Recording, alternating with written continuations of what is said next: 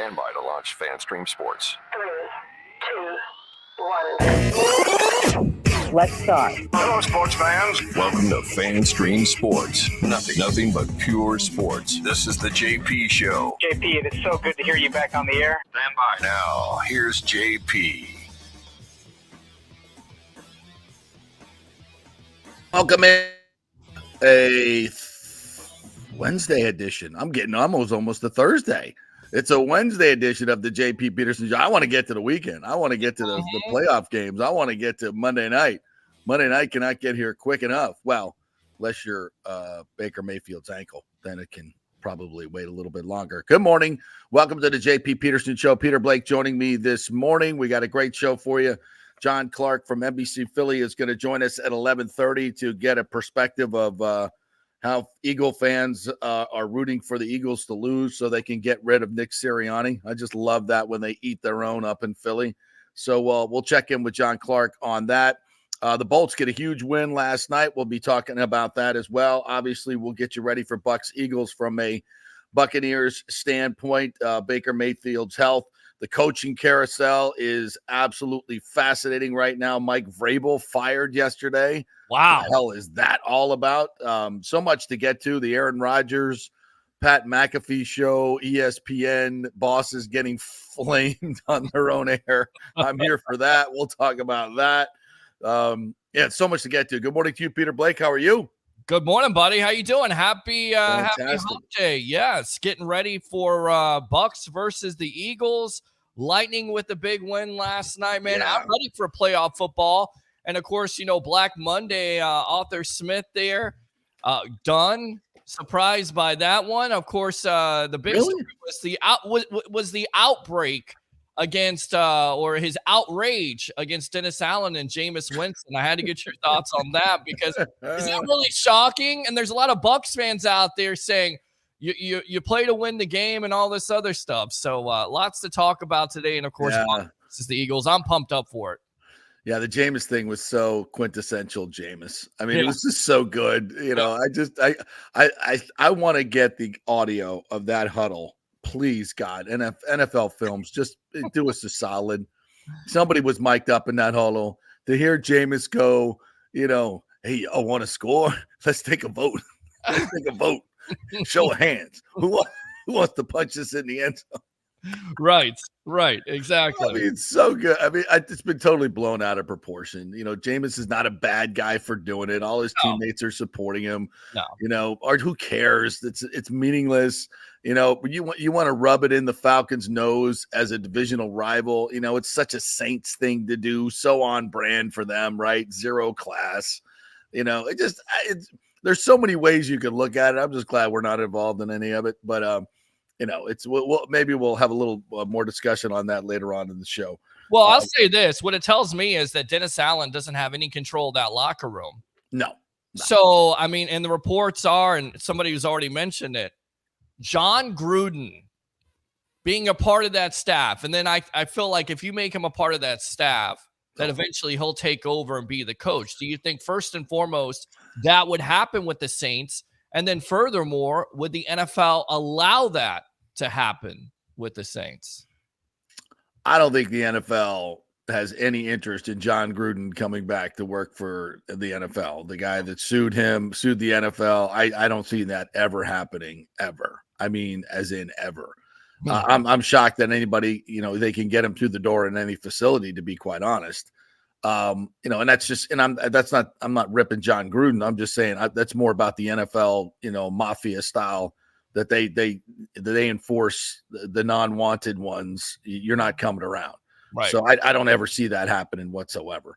And I don't know why you would want to let John Gruden in the building, because he'll soon become the most favorite guy of your fans, right, and probably a lot of guys on the team until they're coached by him for a few years. So that's their problems. Dennis Allen certainly does not have the room, and Jameis, and this is the thing about Jameis, he's going to be beloved by his teammates. That's who he is. He wants to be loved by everyone. That's why he does things like that. He wants you guys want to punch it in? Okay, let's do it.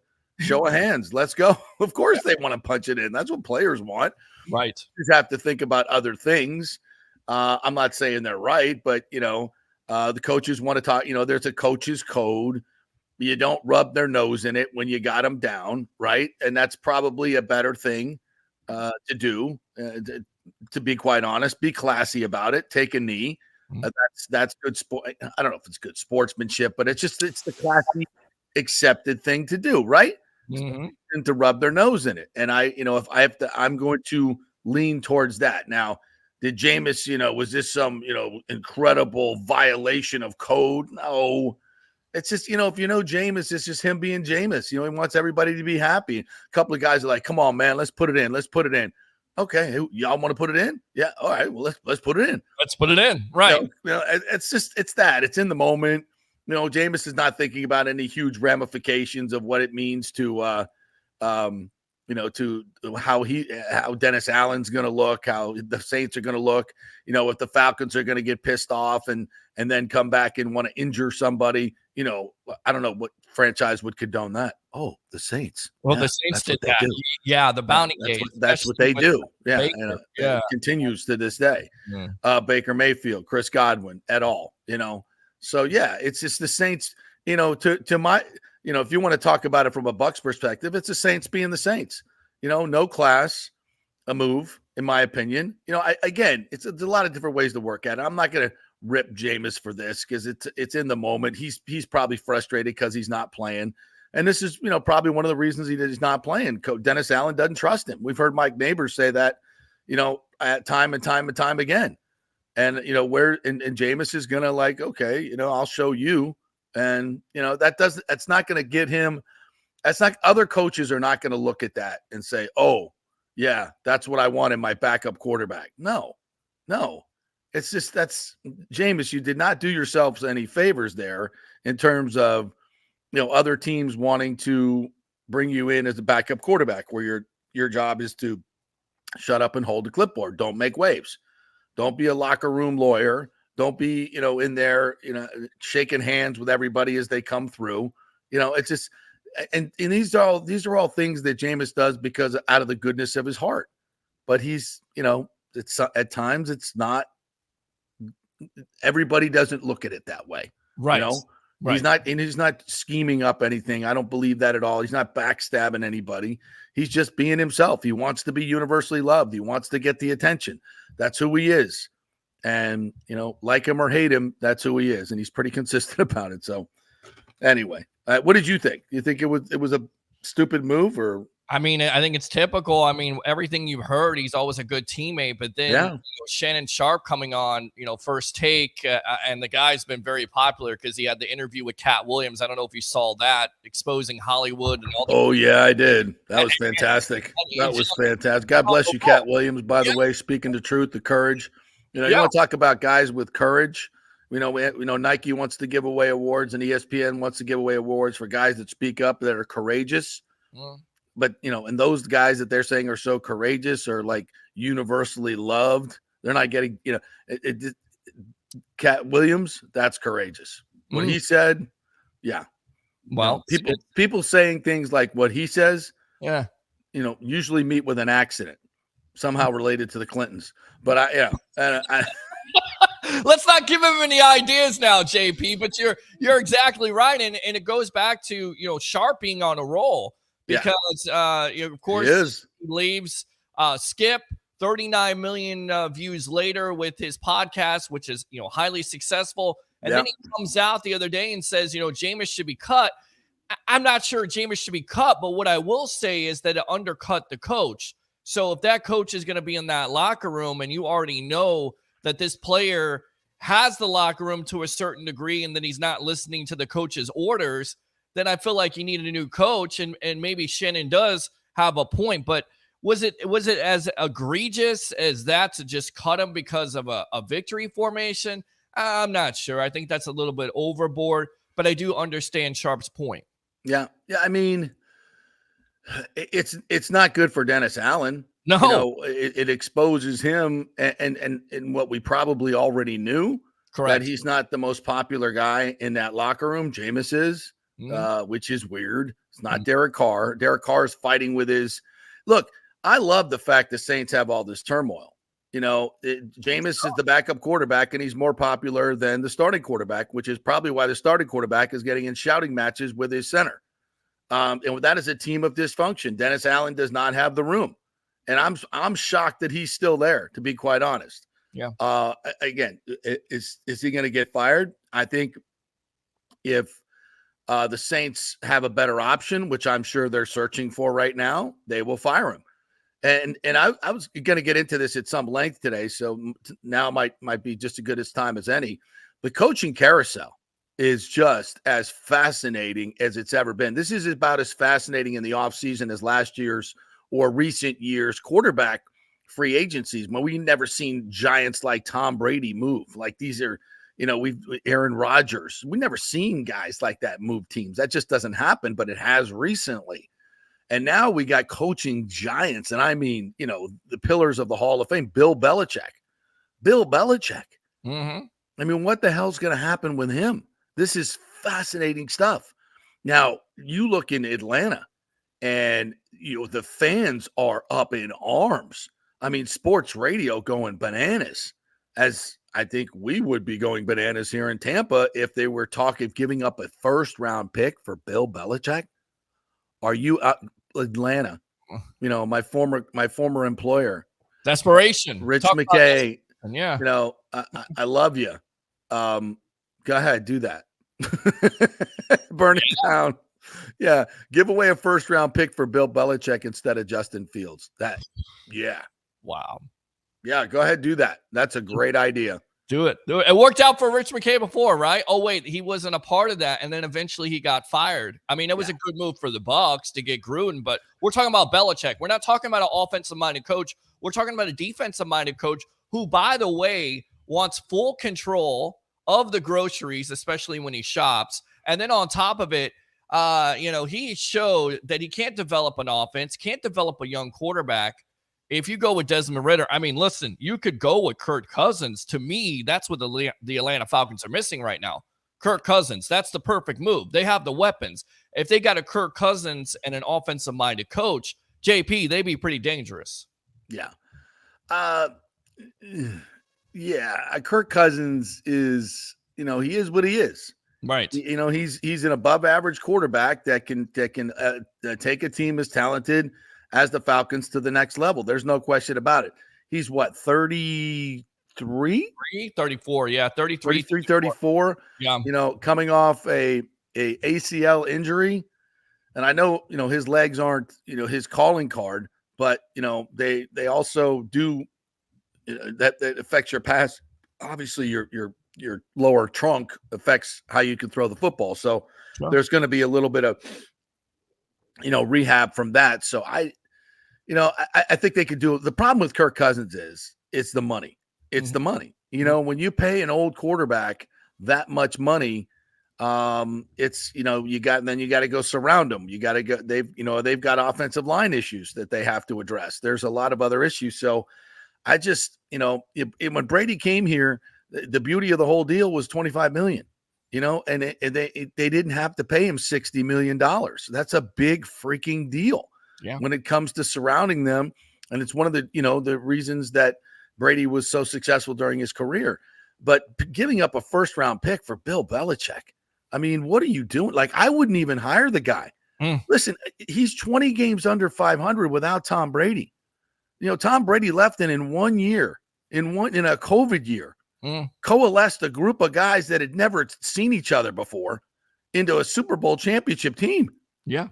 Based on his ability, his leadership skills, and I bash Brady a lot for, the behind the scenes stuff, but I will never bash him for the football player that he was. He's unbelievable, except his last year, which really was more about off the field stuff than it was on the field stuff. So wasn't the real Brady. Right. Is my point. Yeah. The real Brady football player was the greatest to ever do it on so many levels. And part of it was his ability to coalesce guys together, bring them together in the Patriot way. Let's rename that. It's the Brady way. And we saw it work here. And it's, it's about leadership skills. It's about being calm in the moment, playing in the moment, being able to finish games, the greatest at the end of the game you've ever seen. Didn't need a clock manager as a coach because he was the clock manager. I mean, just so smart on every level. It ain't Belichick. No. And the fact that Belichick went into a season with a second-year quarterback without an offensive coordinator tells me you're senile. Seriously, you're senile. Your Matt Patricia is going to be your offensive coordinator. You've lost your mind. Like, people just kind of gloss over that. If any other coach in the league did that, any other coach, they'd be like, you're done. He's you're terrible. never gonna. But it's like, how arrogant do you have to be that you're going to say, you know what? I'm going to show the world. I don't need Tom Brady. I don't even need an offensive coordinator. I don't even need to be able to draft anybody. I don't need offensive weapons. I don't need offensive weapons. Yeah, I don't need any of that. Yeah. Let's go on to Cincinnati. I'll show you how to win. Yeah, guess what? The magic's over there, Mumbles.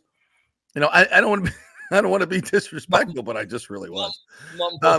It's just the game. The act ain't working anymore, bro. It's just not. Yeah. And you want franchises want to give up a first-round pick for this guy? I may be wrong. I've been wrong before.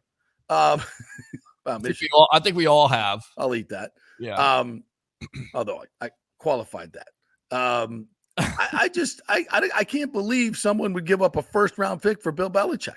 And I can't believe the Tennessee Titans are so dumb that they would just fire Mike Vrabel when you could trade him for a first-round pick. Now, Mike Vrabel is worth a first-round pick, in my opinion. Right. Yeah, I think he's, in the right situation. The Bucs don't need to be giving up picks to get a coach at this point. They still need to fill a lot of holes. When the Bucs gave up 2 1s and 2 2s for John Gruden, they didn't necessarily need them. That team was Super Bowl ready, and they won the Super Bowl. Now, they paid for it the next, 20 years by losing those picks and that money. Mm-hmm. But you won the trophy, so it's worth it. You don't win that trophy, it's the worst coaching trade in the history of trades, right? Remember who the move is? It's Marvin Lewis by Rich McKay. Yeah, exactly. Do you think Marvin Lewis gets you over the top? Absolutely not. So you Probably do that all day long. Right. But you're exactly right. Yeah. So this coaching carousel is fascinating, and the question remains: are the Bucs going to be in on it? I know John Romano wrote a column today about it. It's time to give Bowles his flowers. Again, I have to qualify this by saying how much I love the man. I love the man. It's just a great dude and a great hell of a role model, and a way better man than I will ever be. Mm-hmm. But he's not a Super Bowl winning coach, in my opinion, and that has to be your litmus test. Do you think Todd Bowles can lead your team to a Super Bowl? The way he manages games, the way his lack of accountability of players, not being able to get your guys ready to play in the most important game of the season. We've seen it time and time again. There's some great things about Todd Bowles, and he's a good coach. He's not a great coach. Are we in search of a great coach to take you to the Super Bowl? I believe we are. And I just don't believe Todd Bowles is that guy. And you can sit here and blah, blah, blah about back-to-back division championships all you want. It doesn't mean the same thing as you think it means. So stop talking about it. There's never been back-to-back champions in the history of the league that were under 500 in the 2 years. Never. Not even close. It's about how many games you're winning and how you're winning the games. And look at these last 2 games when you needed it the most. It's bad. Yeah. It's bad football. I mean, honestly, I thought they would come out with more urgency, and I think that's the problem with Todd Bowles and this coach. There's no urgency, and none. Being one of the only teams in the National Football League. Check this out: the Giants, the Panthers, and the Bucs being the only teams in the league this year that don't have an opening touchdown. And I think the Giants did it last week. Well, I think it's just the Panthers and the Bucs. Yeah, no, and that's the way he coaches. Right. Todd Bowles coaches not to lose. So he's going to wait for the other team to make the mistake before he actually even tries to score a touchdown. And and I say that kind of half-heartedly because obviously Dave Canales is calling plays to score touchdowns. But there, again, like you said, there's no sense of urgency. and the way the lack of fire that you see consistently from this team, the busted coverages, the blah, we've seen it all. And I know this sounds really, really negative, but if you're sitting here saying to yourself, well, he's safe, no question about it, I don't think that's true. And I think if they get beaten by the Eagles, the Bucs will be in the market for a head coach. I do, or they won't. The Glazers you could defend that decision in your mind. If I was the ownership group, I would say, thank you, Todd. You've done a hell of a job, but I just think we want to go in a different direction. Mm-hmm. And I just, if it were my team, I believe that football is a game of emotion, and it's a game of, and you can have your opinion that, they're professional players. They should be highly motivated. I get that. And I think they are highly motivated, but it's this much. It's this much. This is the difference between winning and losing in the NFL. Okay. All the players can be highly motivated. They can all be all that stuff. But who are the coaches that put you over the top? Who are the coaches that create that energy? You see it all the time. The locker room speech. Yeah, it's a little cliche, but it's cliches are there because they work. They've success. Yeah. That we've seen this work time and time again.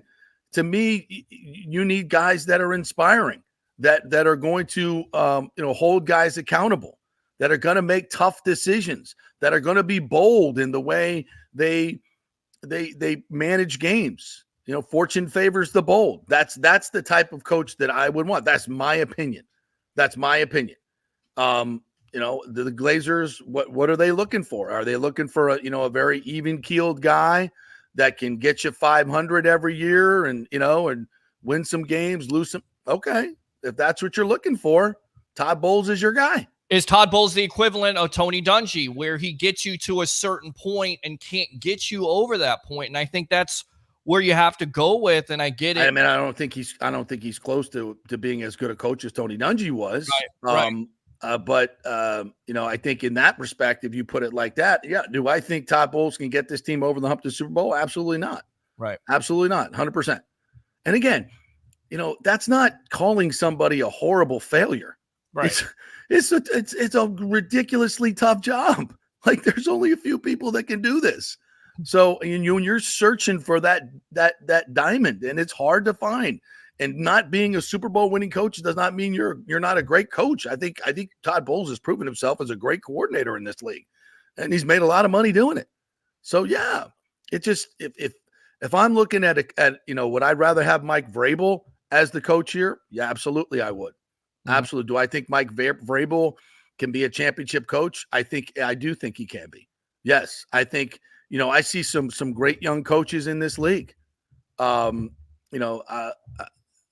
There's some really good young, and I if I'm the Bucs, I'm going after that. I'm going after a coach with a lot of energy in his prime. Those are the type of coaches that I'm going after. These older gentlemen, and look, that's being said that Bruce Arians came in here and won a Super Bowl. Bruce Arians is a special dude. He's a special cat. And he brought the fire and energy of a young man. So I don't want to be ageist here. It depends on the person. It really depends on the person, Sure. And I just don't see Todd Bowles as that guy. So let me ask you this: is Jim Harbaugh in that conversation? I got to ask the question because it's out there. He's won a national championship. He's at the food chain now. I mean, what does he have left to prove with Michigan? I mean, this is nothing. He's leaving Michigan. Right. He's leaving Michigan. So is Jim Harbaugh in that conversation as being a Bucs coach? As crazy as that sounds, he's had success everywhere he's gone when it comes to the NFL. He's had success when it comes to college football. He's had success with getting the most out of a quarterback, namely an Alex Smith, namely a Colin Kaepernick, who, by the way, has not been seen, whether it's political or whatever else. He's never been able to duplicate that ability that he had with Jim Harbaugh. So is that guy in the conversation for the Glazers? Because we know that the Glazers, they love to go big game hunting. Is that on Jason Light's mind? Do they leave that decision to Jason Light, or is it the Glazers that supersede it? Well, I think if you hire Harbaugh, first of all, there's no compensation involved. So that's a good thing. Right. Of course, there's no compensation involved with Vrabel either now, which is interesting. Defensive-minded coach, though. To me, he's the I heir think apparent of the New England Patriots. Yeah, here's the thing about that too, Peter. I said this yesterday. I'll say it again today. I'm going to get rid of this defensive-minded, offensive-minded coach thing because I think we need to. If I'm an owner, I'm not looking at what side of the ball they coach and if they've been successful. If they have, that's a bonus. It's not the most important thing to me. These guys that are, gurus, offensive gurus, the Ben Johnsons of the world, the Slowicks of the world. I don't know how they are going to be as leaders of men. I'm not saying those two gentlemen can't do it. I don't know even that much about their personalities, who they are. I want to know how they are going to lead men as a team. How are you going to bring that team together? How are you going to get that team to buy into what you're saying and what you're doing? What are your credentials? Again, this is one of the toughest jobs in the world, and it takes just an absolute myriad of talent. You need to be super intelligent. You need to have the emotional intelligence IQ of a Mensa member. You have to be so many things. You have to be a tremendous communicator. You have to be a great delegator. You have to be incredibly organized. And to me, you have to have authentic emotion about what you're doing. It's such a hard package to find. And, so I don't buy into the defensive, offensive minded part of it. Give me a leader of men. That's what I want to see. You can do all these things and bring it all together. So I don't think if you're the Bucs, you're looking for defensive or offensive minded, but because I think you need help with both of your units, to be quite honest. I think both of them, could be better. And Dave Canales is certainly working on that. So I think you look at the Vrabel situation, the Harbaugh situation, the Belichick situation. Vrabel being thrown into the mix is just really unbelievable. Mm-hmm. You have Raheem Morris out there is a really, really hot candidate. And I think, I haven't talked to Raw in a while, but I always thought, he has a special fire and a likability about him. All those things that I just mentioned, he's got a lot of them. He really does. So I'll be interested to see what his next iteration is. And I hope and he's been mentioned and linked to the Commanders. I'll be interested. It's not, they've given away a lot of the store. Their talent level diminished greatly when they got rid of both Chase Young and Sweat. So it's going to be an interesting carousel. And here's how it affects the Bucs. First of all, if Bowles wins this week, he's safe. There's no question about it. He's earned it. You're good.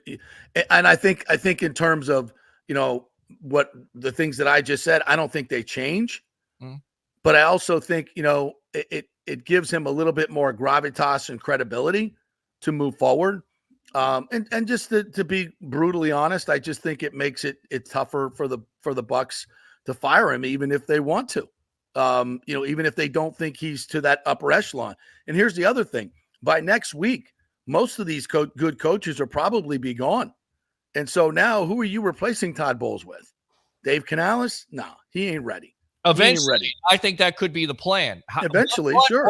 What if the plan were you keep Todd Bowles for another couple of years, and then once you decide, you know what, we've seen enough, and we've groomed this young offensive coordinator in Canales. Because he's got the charisma, he's got the energy, he's worked under Pete Carroll. Yeah. I know maybe I'm a little bit biased to the situation because I met the man and had a great conversation about offense for about 15, 20 minutes. Yeah. I think that could be your future coach. I don't disagree. But I don't think he's ready. Right. I don't think he's ready. And so, that could be a play because, is this roster Super Bowl ready even next year? I don't know that. You're going to have a better cap situation. You're going to have draft picks, but you're going to have an overall better cap situation so you can fill some of those needs that you couldn't do last year. I could easily make the case. Absolutely. On making certain moves, because you're going to be able to make some moves in free agency. Right. And I think you make a couple of moves. This team could be right in the hunt, at the Super Bowl. I mean, they're only two teams to be in the playoffs the last 4 years. And you still have, two wideouts that for my money are the best tandem in the league. Look at the production. You can't, second straight year, 2,000-yard receivers. And I don't think they're getting any worse. I think they both showed that they're incredible athletes and have great stamina and are not declining in any way. And Baker Mayfield, I talked about him a little bit on Twitter today.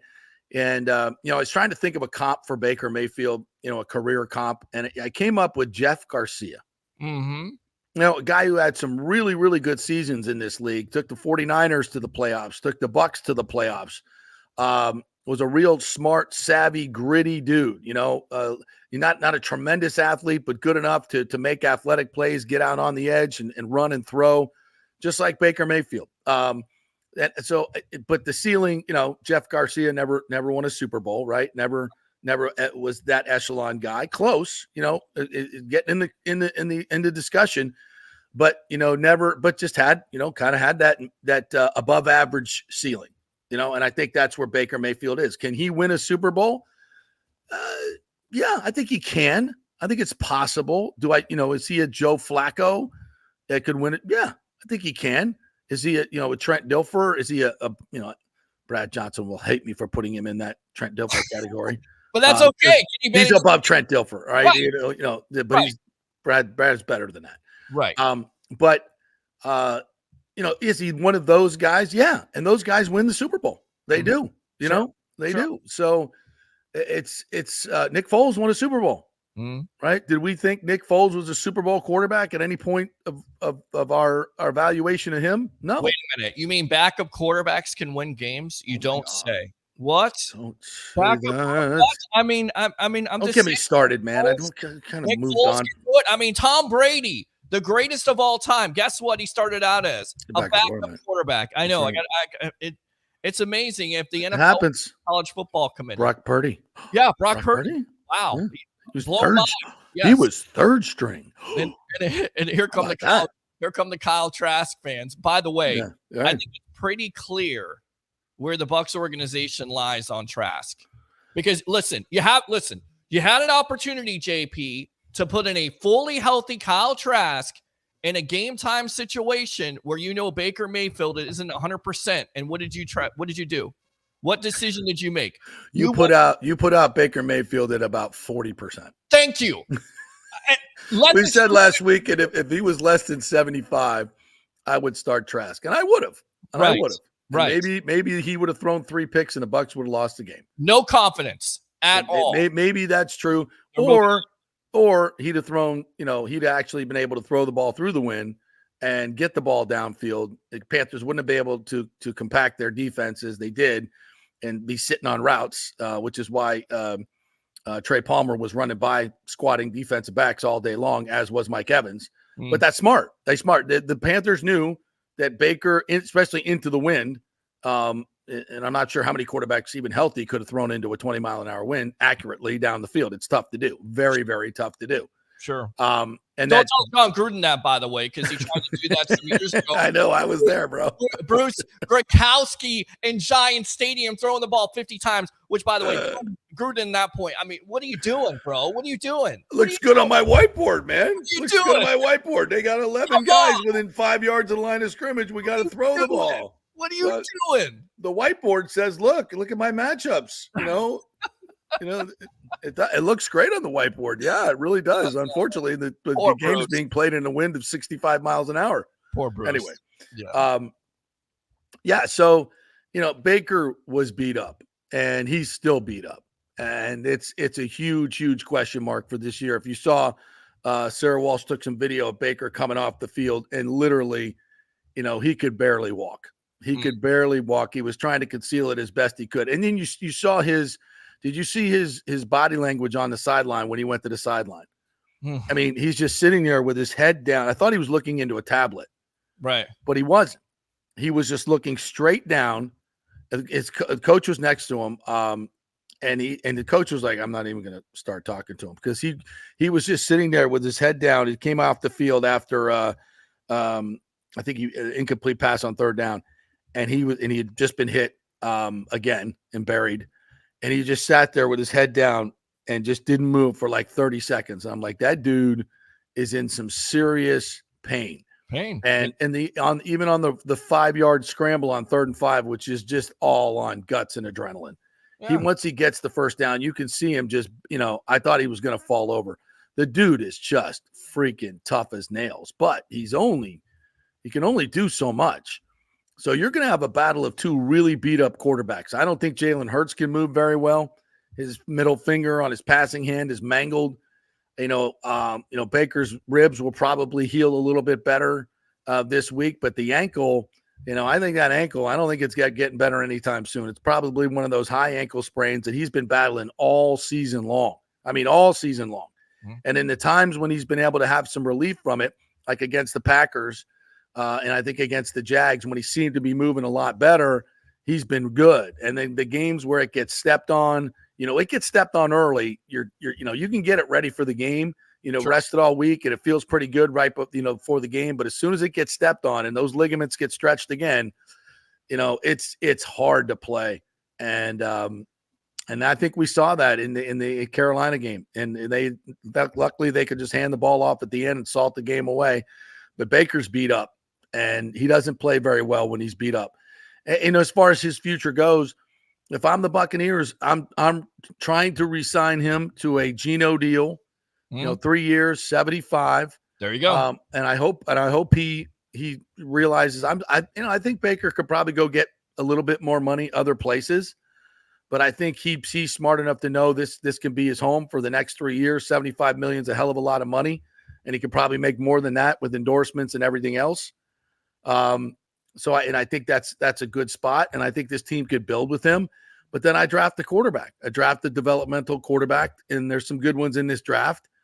Penix Jr. Has Michael Penix Jr. his stock gone down after that performance? Because I thought he played his ass off, but I thought he was just overwhelmed by that. He got beat up early on in that game. He got beat up early on, and they got in his head. He was not the same guy. He was not as accurate. But hey, welcome to the NFL. Welcome to the NFL. It's not easy. And I'm not saying it was easy at Washington, but it's easier than it is in the NFL. In the NFL, you're playing in a much more confined box, but he'll learn. He'll elevate his game. He's a thrower of the football. And if Michael Penix were there at 19 or 20, wherever, if I'm the Bucs, I'd draft him. I'd have to take a hard. Yeah. I got to do a lot more research on this, but I might take a hard look at Cam Ward. There may be some other guys down in the draft that turn out to be really good quarterbacks. But I think if you're the Bucs right now, if you stay with Todd Bowles and Baker Mayfield and continue to build around them, I think especially in this division, you're the leader. You're going to be successful. You're going to be, Todd Bowles will get you. I don't think Todd Bowles will crater you in a three or 4 win season. Not with this talent. I think he's always going to be good enough to get you to the midpoint. And if Baker stays healthy and Canales gets better and they add some things to the offense, you can get a couple more wins. You're going to have a tough first place schedule next year, but you could do worse than Baker and Bowles. You could do way worse. You could also do better. I mean, I could paint a scenario here where you draft Mike, or you could even move up in the draft and give away next year's one, maybe bring in a Mike Vrabel and have who knows what quarterback you could, and rebuild with a brand new quarterback. Is that a scenario that intrigues you, Buccaneer fans? Maybe. Well, maybe. Wind me up. Yeah. We got a phone line today. Yeah, let's go.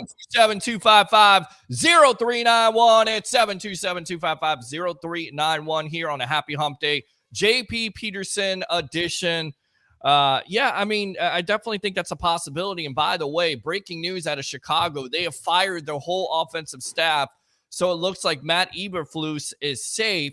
Now, with them firing their whole offensive staff, do you turn the page on a Justin Fields and ask for phone calls, get phone calls? Let's go out to Jim here on the JP Peterson Show. Yes, Jim, go ahead. Welcome to the JP Peterson Show.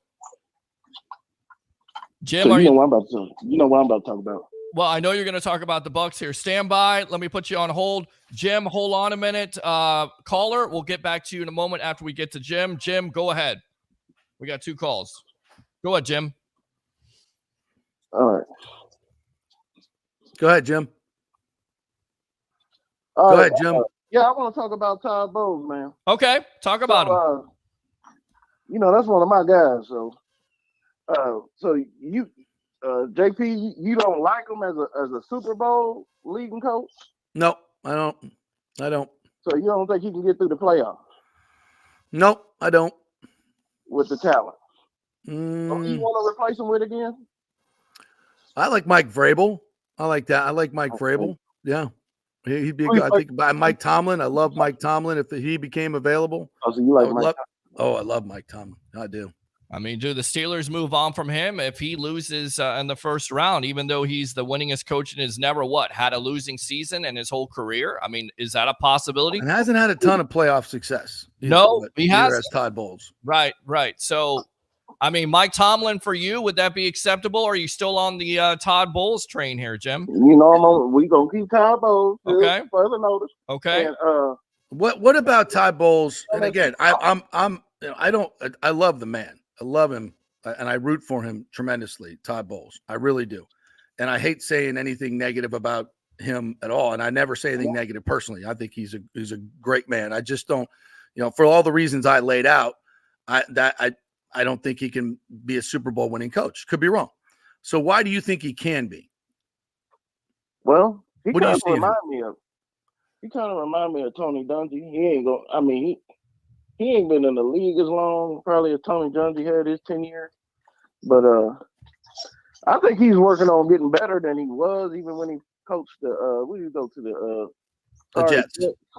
Yeah, he had nothing to work with in what he had to work with. I think he's a little bit better coach now at the Jets, but yeah, but what about his coaching style? What do you see on the field? Like, what do you see on a week-to-week basis that you like? Right, he has a calmness and a focusedness, kind of like Tony Dungy had. Now, I ain't gonna say he ain't the perfect Tony Dungy replacement, but Tony Dungy ended up not winning, getting all the way to the Super Bowl, but he went and finally got it done when he went, got his quarterback and Peyton Manning, yeah, over there, yeah. Wow. So I mean, it's a different coaching style, but I don't think it's a horrible coaching style.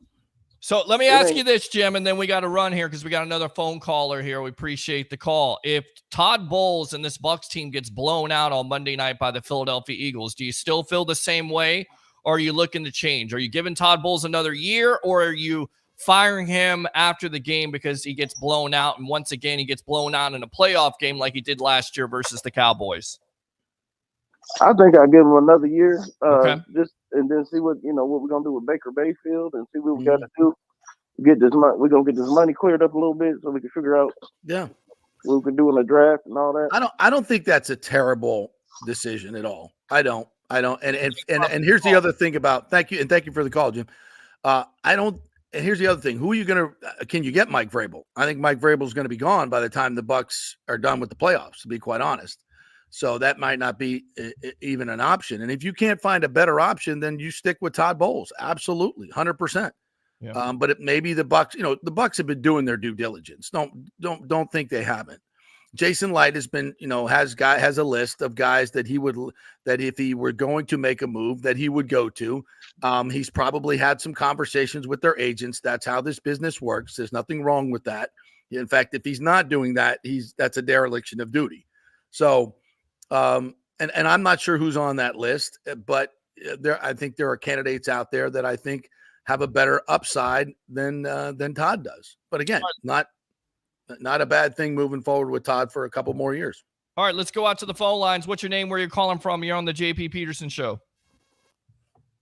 Good morning, guys. It's Bucs Basement. What's going on, Bucs? What's up, Bucs Basement? How you doing, buddy? So I texted my buddy watching this Eagles game, and I was like, "Oh my God, no! We're gonna this trash, fraudulent, dumpster fire Eagles team is gonna come to Raymond James, and we're gonna beat them, and that's gonna guarantee Bowles is here next year." You hate that, don't you? And I was like, why? Because I heard from Scott Reynolds. I've heard from Scott Reynolds that they're going to keep Bowles if he wins a playoff game. And I'm like, of course it's going to be against this awful dumpster fire Eagles team, of course. And then the next round, we're going to get our ass whooped by whoever. And it's going to be like, oh, well, now we're going to get money. So now Bowles can – I'm like, no. This – every single time somebody asks a question, can Bowles get us over the hump? No. It's an immediate no. The dude is not 17, 18 in the past 2 years. I don't care if you win the division. That's a horrendous record. And to me, the other teams in the division, they got an advantage over us because they can get better head coaches. You can find a better head coach than any single head coach they had in the division, and then they're back in it. Whereas we are stuck because we won. And next year, we're going to have a first-place schedule, whereas these other teams in the division are not. It's a terrible place to be in the NFL in the middle, right? You're damned if you win, you're damned if you lose, right? Being in the middle is a tough spot to be. Yeah, and it's hard to get out of it. So I get you, I get where you're at, but I will just say this: if you win a playoff game, celebrate. Todd Bowles, if he stays, who knows what happens with they don't have to give up compensation to get a new coach. They've got a lot more cap money to work with. They're still the roster. Jason Light is still building the roster, and see what happens. But again, it's just my opinion long term, and I could be dead wrong. I don't think that Bowles is that guy to put us over the top. I just don't. And He's shown it. Like, I'm sorry, you can't tell me that. Person, like, everyone's like, well, what about Dungy? Dungy's Bucs were never 500. They were like 10 and 6, 10 and 5 or whatever. They were 10 and 4, 11 and 5. I think they won 12 games. No, I don't think I think he won 11 games. Yeah. 11 games, 11 and 5. And of course, you go into the NFC Championship game in 1999-2000 against the Rams and only score 6 points. I mean, listen, I love Tony Dungy. Yeah, I love Tony Dungy, and I always thought that he was a Super Bowl winning coach. But you cannot deny the fact that he was very, very stubborn with his offense. And it took a Hall of Fame quarterback to get him over the top in a Super Bowl. And of course, he came in there and reworked that entire defense. But Tony Dungy, and this is what I talk about, Tony Dungy is a leader of men. He is a leader of men. Guys fought, and when our previous caller said Todd Bowles is kind of like Tony Dungy. I've covered both. I've covered both of these men. And I'm just telling you, and this is no knock on Todd Bowles. They're different people, different strokes, But Tony had a resolve about him, and he had an account. I mean, the accountability factor on those teams way higher than Todd Bowles. I think guys, frankly, don't fear Todd Bowles. He's too nice a guy. And I know they didn't fear Tony Dungy. They feared disappointing him. Mm-hmm. It was like, this is how Derek and Sapp and Rondé talk about him. You just did not want to disappoint him. And it was a totally different level of account. He was that unique leader of men that coalesced everybody together and elevated the entire group. And that's the type of guy I'm talking about. I don't care if it's defense, offense, white, black, Hispanic, yellow, green, whatever. Be a leader of men. Be a leader of men. Be an authentic dude that people will run through a wall for. And you got to be great at your job. I mean, yes, of course you need to know X's and O's. You need to know how to manage games. You need to be able to do all of these things. You got to be a unicorn to be great at this job. So saying someone is not a Super Bowl coach is not a knock on them. It's like, I just don't think he's quite that unicorn that these other guys are. And I think also you have to take a step back with Tony Dungy. I mean, when did he have his success with the Colts with Peyton Manning? But he wasn't a part of the offense, and I feel like, that was his problem. And I also felt like that's some of the problem with Todd Bowles. He needs to take a step back, let Canales call the plays, no matter how aggressive it is, because in Bowles' nature, it's always about being conservative, running the ball, playing defense. And you can win like that, but you can't, to a certain degree consistently. You can't do that all the time. All right, Peter, we got to hit a timeout here, buddy. We got to pay some of these bills. Okay. And thank our great sponsors, like the Jeeves Law Group, JEEVES lawgroup.com. Scott Jeeves, great friend of the program and a local guy with a law firm that is tough as nails. Will go after the big insurance companies, and he proves it day in and day out. with the awards that they get. They are a top-notch group that will fight those insurance companies, but they're small enough to call you back on a daily basis and be able to attend to your needs. And they're local. It's the Jeeves Law Group. They have an office in downtown St. Pete and an office in Tampa, and a great group of lawyers that will get it done for you. Whatever your legal needs are, the Jeeves Law Group, JEEVES lawgroup.com. Go to the website, contact them through there, and tell them JP sent you. Make sure you tell them JP sent you. Back in 3. Stay with us.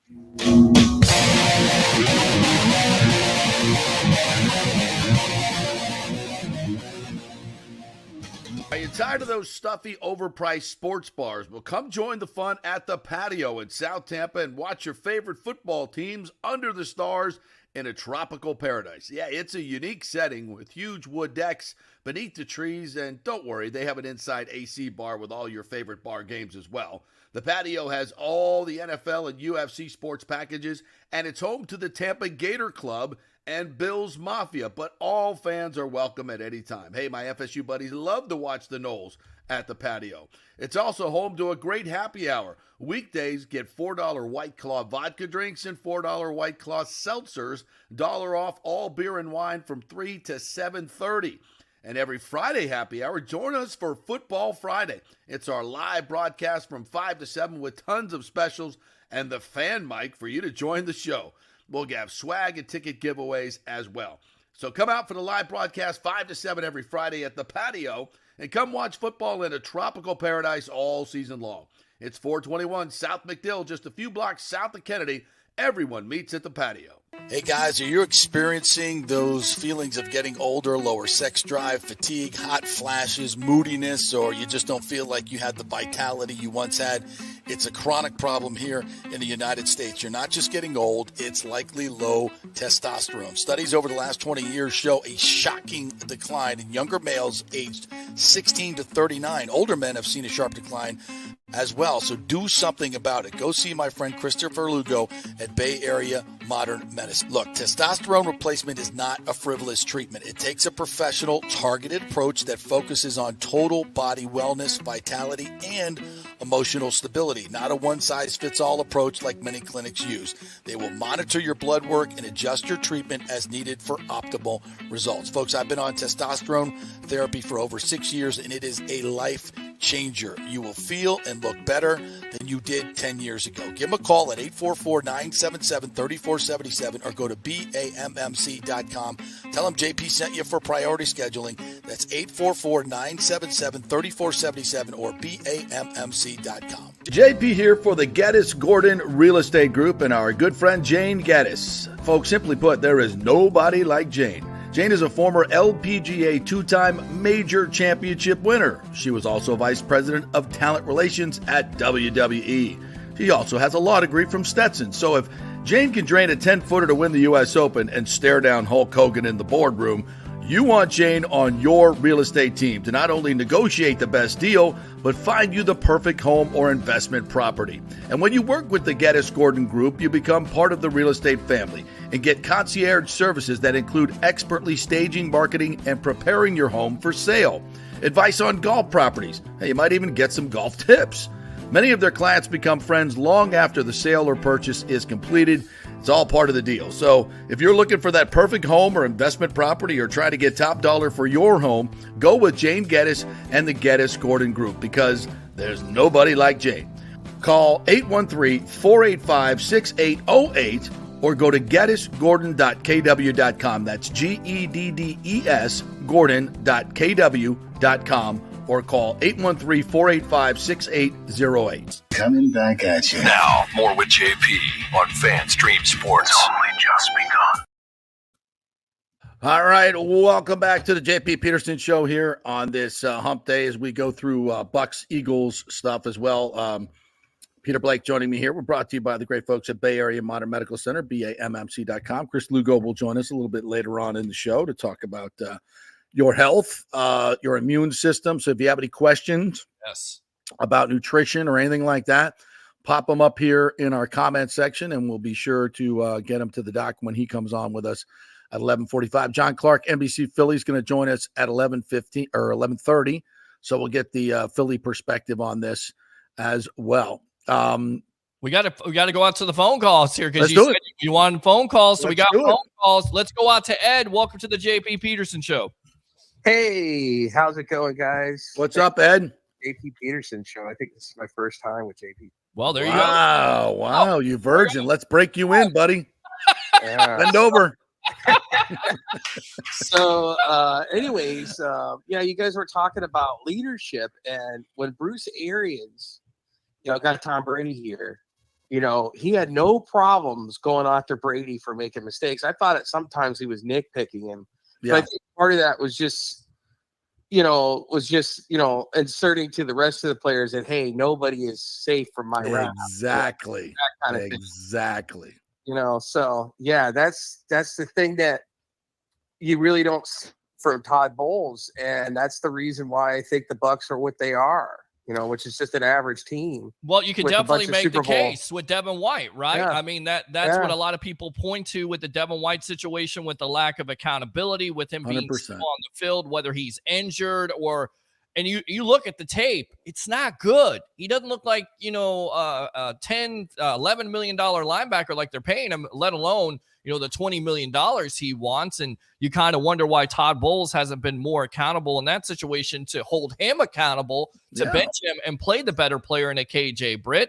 And that's where a lot of fans are saying right now that, Todd Bowles can't be a coach that will get you over the top because he's not willing to put aside those personal relationships, especially with the White, who he self-admitted that it's like he's like a son to him. And White has said he's like a dad to him. And I get that. But if you're not playing well, if you're not playing up to your level of expectation, then you need to be benched. And that's where a lot of fans are upset with Todd Bowles. Yeah. Also, what do you guys think about this noise that's going around about John Gruden becoming a Saints coach or working with the Saints, or what do you guys think about all that? I don't think the NFL would look kindly on that, to be quite honest. But then again, that might be part of a deal that he struck with the NFL. I know they were suing each other. I'm not sure the outcome of that yet, or if there has been an outcome. It just seems like a lot of dirty water there that the NFL is not interested in, bubbling to the surface once again. Not saying it's right or wrong. Obviously somebody had a vendetta out for John Gruden. And that, that's how that whole thing went down. Let's not be, dishonest about it. But those were John's emails. So they are what they are. Take that for what it's worth. So I just don't think the NFL is interested in dredging that back up. And listen, if he does go to the Saints, good luck. And dude, so we're going to throw Jameis, John Gruden, Dennis Allen, that whole Saints dysfunction all into one pot. Good luck with that. Good luck with that. The reason why you get Gruden in the first place is because he has experience with working with Derek Carr. So that's where you go with it. And I don't even know if that would work out because John all too well, JP. And Ed, thanks a lot for the call. Appreciate you. Wasn't Gruden looking to replace Derek Carr? Right. He's always looking to replace his quarterback. Yeah. He's looking for like 5 or 6 quarterbacks at a time. I mean, the guy's never satified with just one quarterback. Who was it? Who was the quarterback that had that quote? That was it Garcia? May have been Garcia. Mm-hmm. It's like John doesn't like getting married to a quarterback. He just likes dating them. Yeah. I think that was Garcia's quote. I thought that. Let me text Scott Reynolds on that. He'll know for sure. Or maybe Paul Stewart. If you're watching, Paul, you'll remember the quote. Yeah. Well, you remember they had Jeff Garcia, and Jeff Garcia basically took them to a certain point. Yeah. There was a deal that was supposed to be done between the Packers and the Bucs. And I remember working at a local radio station going to bed thinking Brett Favre is going to be a Tampa Bay Buccaneer. And then, of course, the Jets swooped in and made a trade at the 12th hour there. But you're exactly right. I mean, look at his first year. You had Brad Johnson. You had Rob Johnson. I mean, you could have had any Johnson at that point. I mean, how many? They take a lot of Johnsons. A lot of Johnsons for John. Hey, thanks, Ed, for calling. And was it Ed? Yeah, it was Ed. Yeah. Thanks, Ed. Don't be a stranger, man. Great call. Appreciate you. Absolutely. First time. Rip up that number again there for you, for the folks. 727-255-0391. It's 727-255-0391. It's the JP Peterson Show. What? Welcome, Mike DeRoches. Yes. The Rochers. Yes. First time watching the JP Peterson Show. Thank you, buddy. Appreciate you jumping in. Let's get to some of these great questions or comments, by the way. We haven't hit our commenters yet today. We love you guys. Chu Jetson says Bowles doesn't interact on the sideline with his players, doesn't know how to use timeouts. He doesn't scheme offensively or defensively to outcoach other game plans against us. He just stands. He's doing more than that, but my whole, and this is when when I ask people to tell me why they like Todd Bowles, I'm looking for some concrete things. Like I can say with you, I do not like his, he's not aggressive enough with his timeouts in the first half or the second half for my liking. Mm-hmm. I think he's a terrible game manager just in terms of the clock, missed challenges time and time again, slow to react and adjust during the game. Look at the Saints game and their use of the Juwan Johnson and the tight ends and Taysom Hill. It was like, okay, this is what they're doing. They're not, we're trying to take away the Olave and 22, and they're not doing it. They're taking what we're giving them. Let's make an adjustment. Let's make them do something different. Mm-hmm. Never did. Till late in the game, too late. So these are and game plans. I mean, and then having your team ready to play with emotion and fire. And that Saints game, that game will go down in my mind as the day that if you were on the fence about Todd Bowles, you were not. That was it. And I said this last week. As soon as you beat the Jaguar, victory Monday, let's take time off. Let's don't grind. I would have been, it's Saints week. Love to give you victory Monday, guys. We've had a few of those, but not this week. Yes. It's Saints week. This is our rival coming to our home field where they have bitch slapped us in the past. We beat them. We beat them there. We're going to beat them at home. We got a chance to win the NFC South back-to-back years on our own field. We're not taking any time off this week. We'll be in Monday morning, and we're going to start getting ready for the Saints and getting our minds focused on the Saints. This is crunch time. There will be no more victory Mondays. Guys, you can rest at the facility, but we're going to be watching film as a team together and getting together and start working in every moment that we can, within reason. We're going to be working on the Saints. We're not going to wait till week 17 to week 18 to play the Panthers. We're not doing that. Getting it done this week. We didn't see that. It's Victory Monday. Even this past game, it's if we're playing Monday, take 3 days off, 2 days off. I don't like that. No days off. He's a player's coach. No days off. Right. Exactly. No days off. He's a player's freaking playoff time, bro. It's like, right. If it ain't in this, they get enough breaks in the CBA. All right. They get enough breaks. Right. Right. Dennis Allen is, putting them in full pads saying we're going to out physical them again. And that's exactly what they did. You got out coached, you got out physical, you got out everything. And these are the reasons that Todd would not be my coach in that situation. It's not. I think it's too soft. Yeah. I think there's things that you don't like about Todd Bowles. The fact that you have slow starts, you have lack of urgency. Why does it seem like when this team was coming out of a bye week, they look flat? Why does it look at some points during the season that this team is flat, especially with going back to that Saints game? How can you come out flat? I will say this. It seems like the locker room is not giving up on him. Nope. You really haven't had your doors blown off. People go, well, the Eagles game wasn't close. They didn't get their doors blown off. They didn't give up. San Francisco, they had a chance to win if you make a couple plays there. So that's good that the locker room is still playing for him. But again, it's lack of urgency for me. And why does this team come out flat on Monday night? I hear we're all saying, they play for him. Did they play for him against the Saints? No, they didn't. No, that's my point. Right. They didn't. I don't get it. The biggest game of the year. Did they play for Todd Bowles that day? Or, they didn't play for anybody. They were just flat. And that, and that's what Victory Monday gets you. Yeah. Flat. Yeah. Not a big fan. In the middle of the season, absolutely. Guys need rest, early bye week. I'm all for it. But, there are times when you got to send a message. When you put them in full pads and say, let's go. We're going to go beat the Bucs this week on their own field, and we're going to out-physical them. Yeah. That's what they did. Meets McGee. Hey, Meets McGee. You got Meets the best name out there.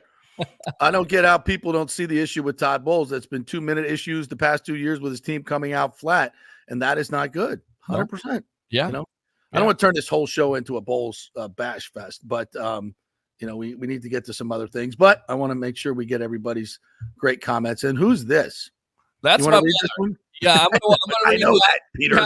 She has an issue. She says, watching the best sports talk show in the Tampa Bay area, the Sports Web with the JP Peterson Show. How about the Michigan Wolverines there, JP? They played excellent game, took them down every team. Washington Huskies went down 15-0. You got to congratulate them. I did on Tuesday, and I'll do it again on Hump Day. I gave them their flowers yesterday. I was dead wrong about Michigan. Now, I did say I don't know how good they are because they hadn't played anybody. You know, up until, Penn State, okay. I don't think Penn State was all that great anyway.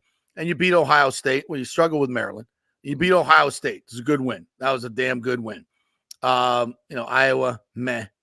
And then you beat Alabama. You came back from behind, tied the game, and beat Alabama. I'm like, okay, I thought Alabama was going to beat your butt.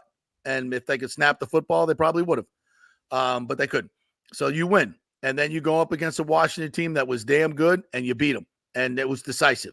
So absolutely, flowers to Michigan, a best team of the year, physical team, beat you up both sides of the ball. JJ McCarthy, didn't have to be great. That's a testament to Jim Harbaugh and how physical and how great the team is around him. There's no sense in making JJ McCarthy throw it 40 times when you don't have to. If you can turn around and hand off the ball, then it's the easiest thing to do. That's how you beat teams. And so, no, congrats to Michigan. Is it tainted? Yeah, to me it is. I am not going to the numbers pre-cheating and post-cheating are too significant. They're too significant to ignore. Now, I'll also say, Jim Harbaugh, when he started cheating, it also coincided with him hiring a lot of younger coaches that were computer savvy and maybe were, a little bit too aggressive in their scouting. And, but don't tell me Jim Harbaugh didn't know about it. Well, he's the ultimate micromanager. He knew about it. Maybe turned a blind eye, but he knew what was going on. Can I go ahead and pat myself on the back here? Because I got to play this prediction. Because, JP, you should have been watching this. You should have took this to Vegas. I should have took this to Vegas. But I was on Washington. Yeah, my bad. Well, here is the prediction here from the Sports Web on what would happen during the playoffs and who would eventually win the national championship. Here we go. I'll tell you right now, I'm going to agree with my colleague here, Mr. Leo Haggerty, the legend, because you don't go against legends. I'm going to go with Michigan beating Alabama. That running game there with Blake Corum. JJ McCarthy is due to have a big game.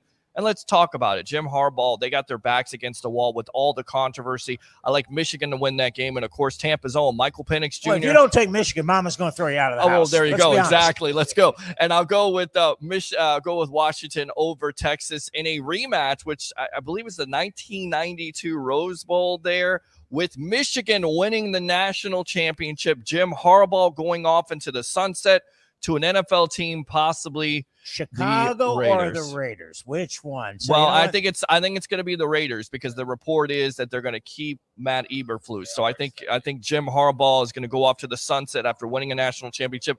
And I think it's so cool because all this controversy with their backs against the wall. I like Michigan. And it's mission accomplished, isn't it, Al, if he wins a national championship? Wins a national championship, yeah, mission accomplished. And when he was started there, they wanted to run him out early on. That's so it. He's turned the boat. He's got it going. And you're right. He'll walk out. He will go to the NFL. Yeah, it was crucify him, and all of a sudden it became Hosanna, Hosanna, right? Yeah, that's exactly how it happened. But, you guys are saying he's going to walk off into the sunset. I just don't see it happening. We've seen this Michigan team get here a lot in the past few years. Good point. What's always happened? They fall apart in big moments and they get out coached because they think they're smarter. I think to your point, McCarthy is due for a big game, but if you ask him to do too much, Alabama runs away with it. And that's why you run the ball with Blake Corum. Yeah, there you go. Is Michigan the Buffalo Bills of NCAA football? I mean, the last couple of years, you could definitely say that because what they get to Georgia, they face Georgia, they lose, they get their doors blown off, and then you face TCU, and you lose that game in a wild one. So I think third time's the charm. I like Michigan to win this game because not only they can run the ball and take the pressure off McCarthy, Harbaugh's been there before, this team has been there before, and then furthermore, they have something to play for. It's an adverse situation. It's almost like Tom Brady against the world, right? Yes, exactly. And that motivates the team. And you know that locker room is going to be motivated, and Jim Harbaugh is going to be motivated. Yeah, you nailed it, pal. You nailed it. Michigan, they barely survived Alabama, so they got through it, and they beat Washington. Good for them. They are the champions of the beauty pageant. Congratulations! Get your sash at the door on the way out. And make sure that tiara fits well. And you are the prettiest team in college football this year. Congratulations! Yeah, there you go. And then you go out to a 12 team or 8 team playoff. What is it? How many teams next year? 12-team playoff next year, and they're all fighting over the TV rights and everything else. It's going to be good. Right. I don't even have time to get into that stuff today. That'll be for the off-season shows because we got too much meat in this show that we got to get to. So let's any other comment? There's a lot of great comments today. I want to this one from our good friend James. Local Philly shows say Eagles have no chance. Sure, if Bucs play D and O like they did versus the Jag, no question. But where has that team gone? Maybe if Baker's a lot healthier. If not, Eagles get right Monday night. Listen, we started off talking about Baker's ankle. And I'm very, very concerned about it. And the Eagles know about it. And they're going to be taking shots early on and get to him. But Jalen Hurts is in the same boat. I like the under in this game. That's for damn sure. I think it's going to be the team that makes those mistakes. Right now, the Eagles are making coverage busts all over the place. But listen, if you can't get the ball to the receiver or don't see him, Carolina was making coverage busts all over the place, and we couldn't get the ball to him. So, now it's we'll break it down a little bit more tomorrow and Friday, but I just see the Eagles have a great front seven still. They can put pressure on with 4, and teams that do that give the Bucs a lot of trouble because it's hard for Baker to find those windows, and it's even harder when the offense is a little bit more stagnant with him in the pocket and not moving out with bootlegs and rolling the pocket. So. And if he's not mobile enough to do that, then we got issues. So, these are 2 teams that are not playing great football coming in. That's, you could say the Bucs have won 5 of 6. Their last 2 games were terrible. They're terrible. And the Eagles are just circling the drain. What's worse? I mean, right now, this is the best Bucs matchup you could have because it seems like the Eagles are not only banged up with Jalen Hurts and A.J. Brown because we don't know what the situation with that is. They were fortunate that couldn't have been more long-term. But on top of it, the coaching situation, you have fans calling for Sirianni's job here. You change coordinators. That's caught up with them. They were 10-1. They're not the same team anymore. They seem like they lack, confidence. And then on top of it, and we've seen this happen. We've seen this snowball before. That back end is absolutely atrocious. So I would say come out, get Baker confident, start to complete some passes. You have the matchup there with Evans and Godwin. That's what you take advantage of there. Yeah, don't try to be a power running game. You're not. You are what you are. You want to have a running game, put it out in the flat, take the flat if they're going to give it to you with White. You run outside. Don't try to run up. The Bucs are the worst interior rushing team in the league. I saw that stat the other day by far. I didn't need to see a compilation of stats to know that, but that is statistically broken down. They run it more up the middle than anybody, and they're the worst at it. It's a waste of time. Yeah. As we like to do, we like to give alternate views. We always ask for them. Paris says Bowles should get 1 more year with an entire salary cap and a second draft. You bring in a new coach, this will be completely torn down and rebuilt. I think to some degree there's some merit to this, Paris. And first of all, not every coach gets a huge salary cap to work with, so let's do that. And my problem with Bowles has very little to do with, I understand the talent that he's working with. It's game management, it's leadership, it's all these things that we've talked about. And I certainly give him. It's not just about wins and losses. Although, he loses more than he wins, and that's been consistent everywhere he goes. By one game right now, to the Bucs, he's with last year's playoff game, he's under 500, and if he loses to the Eagles, he'll be 17-19. And people can say, how can a coach that goes 17-19 be a lock to keep his job?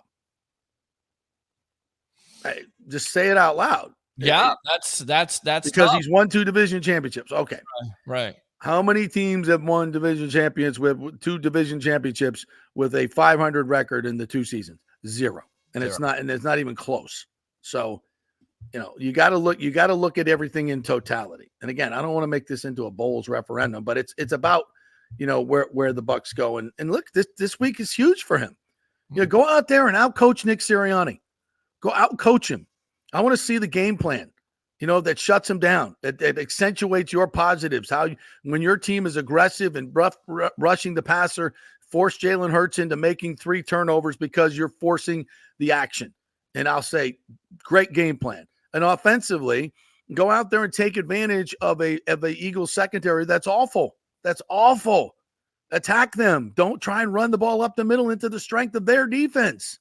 Mm-hmm. Don't try to do some power running game.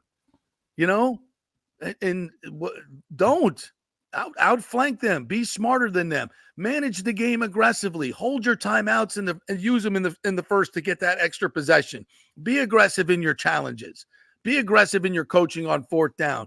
Get those extra possessions, and do that and coach aggressively. And then I'll have a different tone. But until you do it and show you can do it consistently, we have to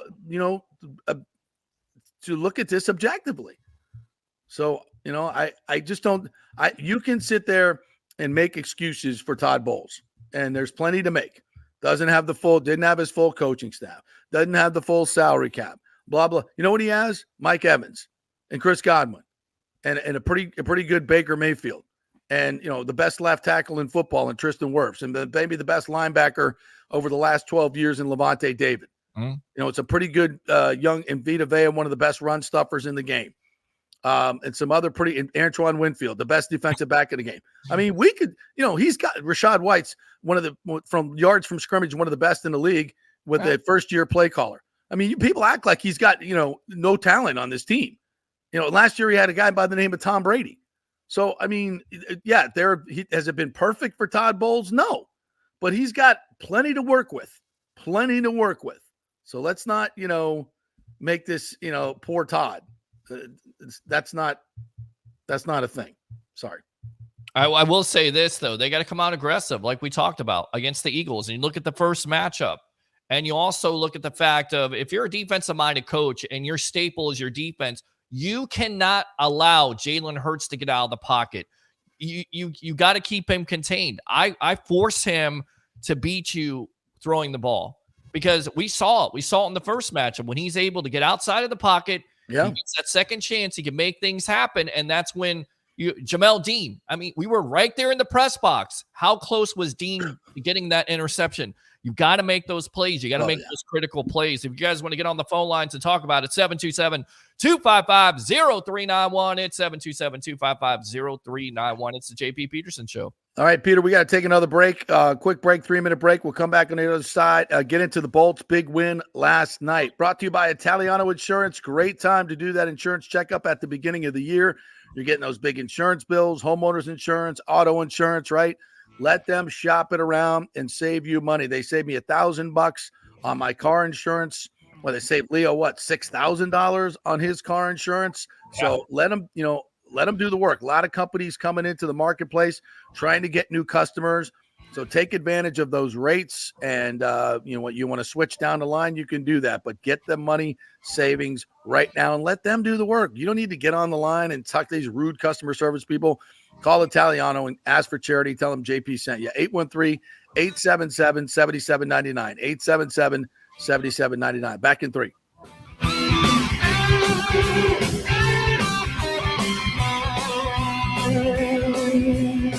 JP here for the Jeeves Law Group, Jeeves. Call for a free case evaluation, 888-9-JEEVES. That's 888-9-JEEVES. We're local, we're trusted. The law firm brings over 80 years of combined legal experience focusing on clients in Tampa Bay, the state of Florida, and national class action cases.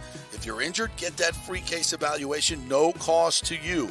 The Jeeves Law Group's focus is on auto, truck, and motorcycle accidents, as well as class action and consumer protection law. Scott Jeeves is a board-certified civil trial lawyer and a certified circuit court mediator practicing in the Tampa Bay area for over 30 years. You hear him on the show all the time. Great guy, big Gator fan, and great for the community. The Jeeves Law Group is a highly skilled team with years of experience that will apply their skills, expertise, and knowledge to assist individuals who have been in an accident with compensation for damages, lost wages, medical expenses, pain and suffering, and property damage. Get that free case evaluation, 888-9-JEEVES. That's 888-9-JEEVES.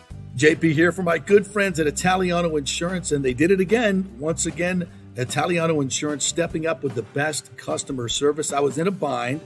My old insurance company, my auto insurance, jacked up my rates, so I called Charity at Italiano Insurance, and she stayed till 9:30 at night until she got my insurance done. And guess what? She searched all these companies for me. I didn't do the work. She did. Saved me $1,000 on my annual premium. $1,000, folks. That's real money. And that's what you get at Italiano Insurance. Great customer service. And here's another note for you, by the way, with hurricane season up. 40% of people in Florida are underinsured. That means if you have something happen during a hurricane and you need replacement cost, you're going to get 40% less than you deserve. Can't let that happen. Call the folks at Italiano Insurance and get them to help you out in both those regards. They will save you money and keep you insured properly. That's 813-877-7799. Great folks in the community, been doing it for over 60 years. Italiano Insurance, 813-877-7799. JP here for the Geddes Gordon Real Estate Group and our good friend Jane Geddes. Folks, simply put, there is nobody like Jane. Jane is a former LPGA two-time major championship winner. She was also vice president of talent relations at WWE. She also has a law degree from Stetson. So if Jane can drain a 10-footer to win the U.S. Open and stare down Hulk Hogan in the boardroom, you want Jane on your real estate team to not only negotiate the best deal, but find you the perfect home or investment property. And when you work with the Geddes Gordon Group, you become part of the real estate family and get concierge services that include expertly staging, marketing, and preparing your home for sale. Advice on golf properties. Hey, you might even get some golf tips.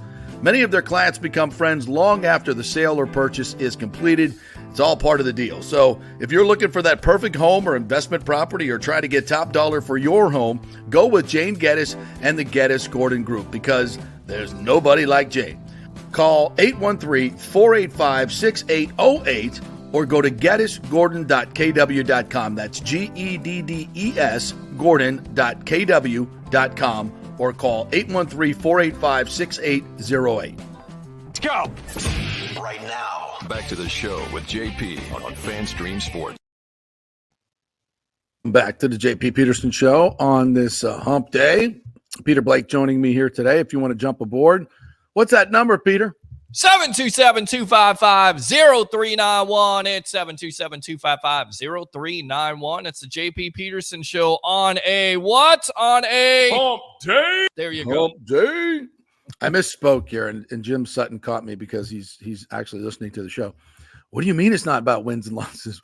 What I meant was when looking at the two divisional back-to-back championships, it's not just about saying, oh, you won back-to-back division titles, so you got to keep him. Nobody, I think Tony Dungy did that, and he still got fired. Went to the playoffs, 5 out of 6 years. So sometimes it's not just about the accolades. It's about, your team is playing.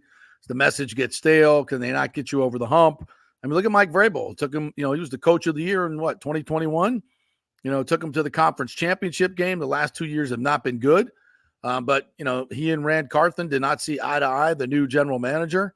And they just fired a guy they could have got compensation for, man. I don't know what the organization is doing. I have no idea what they're doing. They're choosing Rand Carthon over Mike Vrabel. And I think the owner there, Amy Adams, what's her name? Strunk, Amy Adams Strunk. She said that she wanted, a more corporate approach, if you will, where, everybody's involved, and Vrabel is more of a Belichick guy and wants to have a lot of authority. I don't know if he's earned that much, but, you got to be on the same page. And clearly Carthon and he were not on the same page. Carthon wanted to kind of, get rid of Derrick Henry, get rid of Tannehill, blow it up and get younger, which I don't think is such a bad idea. Vrabel knows that that's going to be a transition time, and we know to Will Levis and the next group of guys and find it, because you got to win. He had that team kind of built in his image, very tough nose, physical football team, run the football, play defense, and it was working. But when some of those parts get a little bit old, like Derrick Henry, they do need changing. So how do you go through this transition? I'm not sure that Mike Vrabel wanted to do that. So it just seems like more of a philosophical parting of the ways, but that's just dumb from a franchise perspective.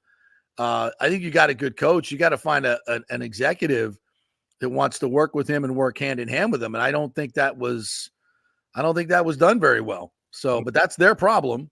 But how you don't get compensation for a coach like that is going to be scooped up in a heartbeat and literally name his job.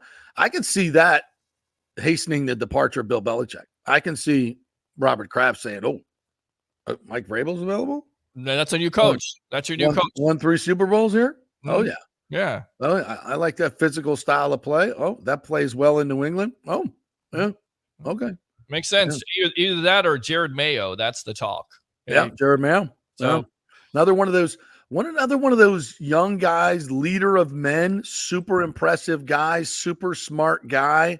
Yep. Energy. Yeah.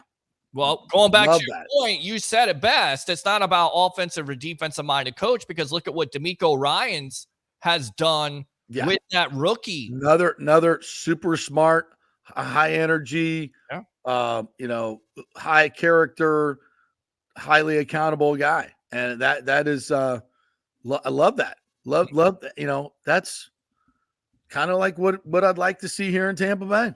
Yeah, well, do they have like to see that voice? Yeah, I mean, do you think that the Texans going into the playoff matchup here, did they have a chance to make some noise with the rookie CJ Stroud, or is it too soon? I don't know. We'll see. But hell of a job by developing, a defensive guy, developing a quarterback. Wow, how did he do that? It's so stupid. Like, if you're a defensive guy, you can hire people to get it done, and you don't have to be, don't take any chances on offense.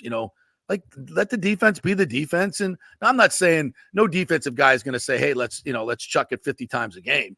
Nobody's going to do that. And I don't think that's ever a great way to win. It's been proven you can't win that way. You need a little bit of balance. But yeah, defensive guys can definitely develop quarterbacks as well. I want to talk about the Bolts before we get to John Clark, NBC Philly. We're going to join us here in a little bit. The Bolts win last night, 3-2. Played a really good first period, Peter. Outshot the Kings 11-2. The Kings are really, really good hockey team. They are second in the league defensively. Cam Talbot's an all-star goalie who's been just tremendous, and he was stoning the Bolts at every point. They had a few good high danger chances in the first, but couldn't beat them. Second period, they get a couple of goals. One of them maybe Vassie would like to have back, but not a horrible second period, but on the scoreboard certainly was. So they go into the third down 2-0, and they get a goal disallowed, which I thought was a bad call. Sorelli found the puck in between Talbot's legs and just lifted it up in. They called it a good goal. They get it reviewed for goalie interference, and they said that Sorelli kind of ticked the bottom of the skate, and that dumped the Talbot on his butt. I thought he was going down anyway to stop the puck. So anyway, disallowed goal, kind of fired up the crowd, fired up the team. They get a goal from Brandon Hagel, a scrappy goal from, Tyler Mott to make it 2-1. And then Hagel with a scrappy goal to make it 2-2. go into overtime, and which has not been the Lightning's friend. No. We win the face-off, but then give it away, get it back. Hagel gets it back and just has a kind of a moment in the corner where he's just getting attacked, and he's probably been out there for 2 minutes, and you feel like he's just going to give way and legs are going to go, but he finds Perbix going to the net, and Perbix with his sweet little backhand through the 5-hole wins it in overtime, and man, the place just explodes. And again, John Cooper gets his 500th win, which is, he's rewriting the record books. He's just the 5th best all time now, tied for 5th with wins with one team. And, he's still a young coach, relatively speaking. So, congrats to Lightning, who get a huge 2 points when with, 7.5 minutes left, they were looking at huge win for the Lightning. Yeah. All right, another quick break so we can get John Clark on the line. We're brought to you by the Geddes Gordon Group. If you're looking for real estate investment, looking for a new home, and this is what the smart people are doing now. If you've been on the sidelines, rates are coming down, and they're going to keep coming down probably, and then everybody's going to jump back in. Prices are going to shoot up. So while prices are kind of down and selection is good, go shopping now with the Geddes Gordon Group. Go to GeddesGordonGroup.com. Call Jane. Get in touch with them. They will give you tremendous customer service, everything you ever wanted in a real estate group. And it's a really, really good time to jump back in. So if you've been on the sidelines, think about getting back in, have a conversation with Jane and see what's available. I think it's a good time. The Geddes Gordon Group. Back in 3 with John Clark, NBC Philly.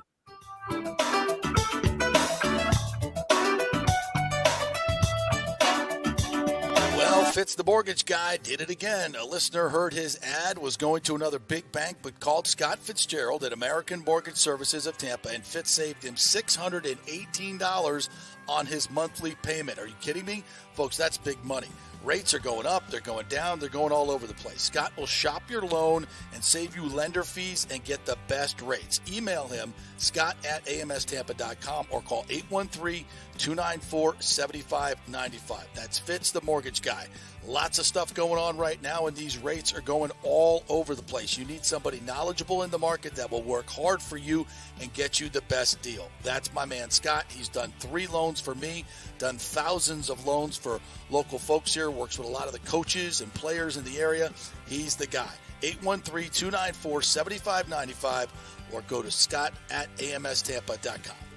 JP here for the Geddes Gordon Real Estate Group and our good friend Jane Geddes. Folks, simply put, there is nobody like Jane. Jane is a former LPGA 2-time major championship winner. She was also vice president of talent relations at WWE.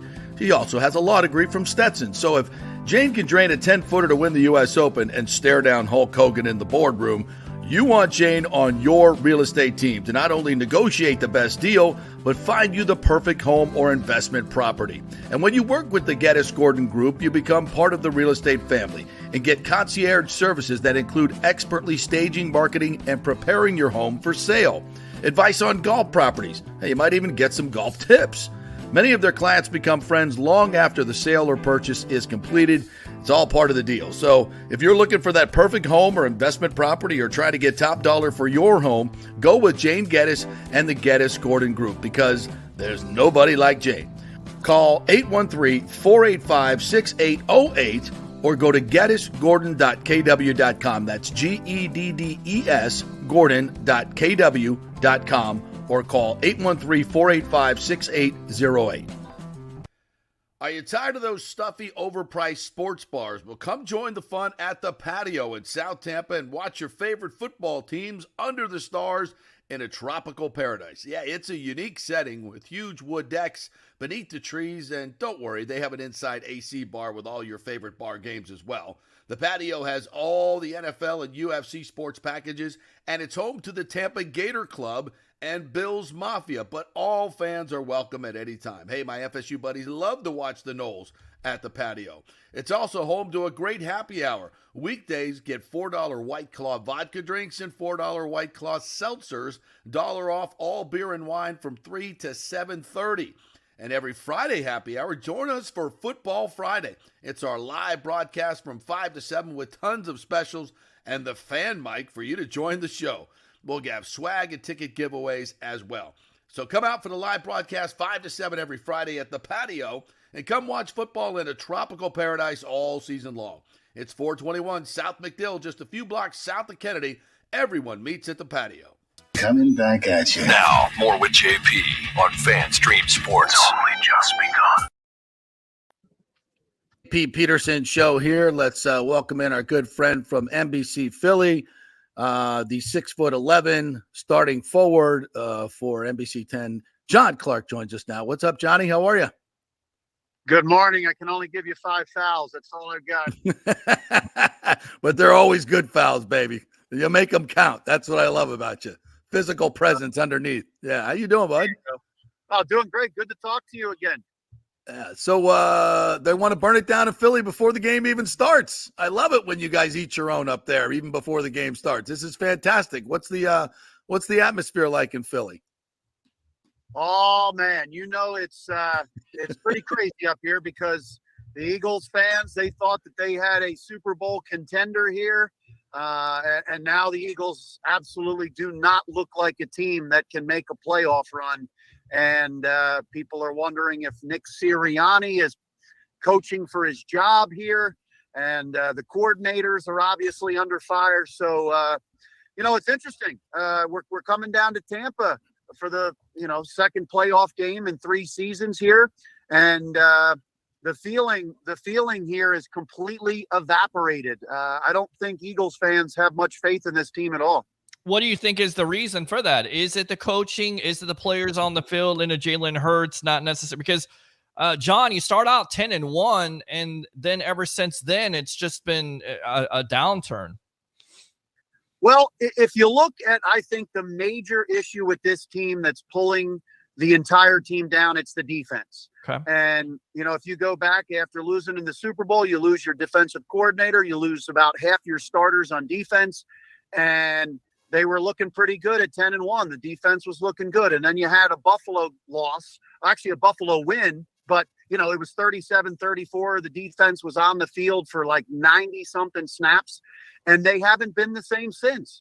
And then they replaced the defensive coordinator, Sean Desai, with Matt Patricia, who's calling the plays. And now, these last 2 weeks, you're facing 2 bad NFC teams in the Cardinals and Giants, and the defense looks worse. And it's crazy because I have players in the locker room who are saying, look, it's almost like we had to go back to training camp. We learned Sean Desai's defense in camp.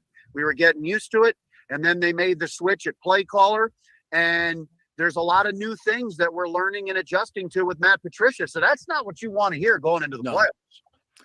No, that just seems like a silly midstream switch to me. And I look at this Eagles team, and it doesn't seem like they have the confidence, the swagger, the aggression, and maybe are they questioning their coach right now? Because once you start questioning the head coach and the players are not bought in, trouble ensues. You lose 5 of 6 going into the playoffs.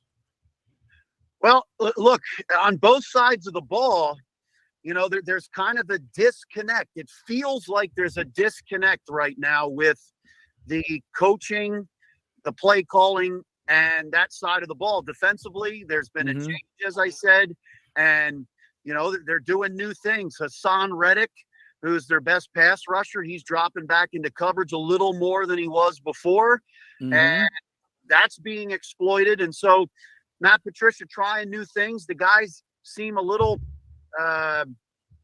I would say confused on the defensive side, where they're the back 7, or at least the secondary, they're not playing fast. They're not playing with confidence. It's almost like they're wondering, am I in the right spot? Am I where I need to be? Communicating right up until the snap.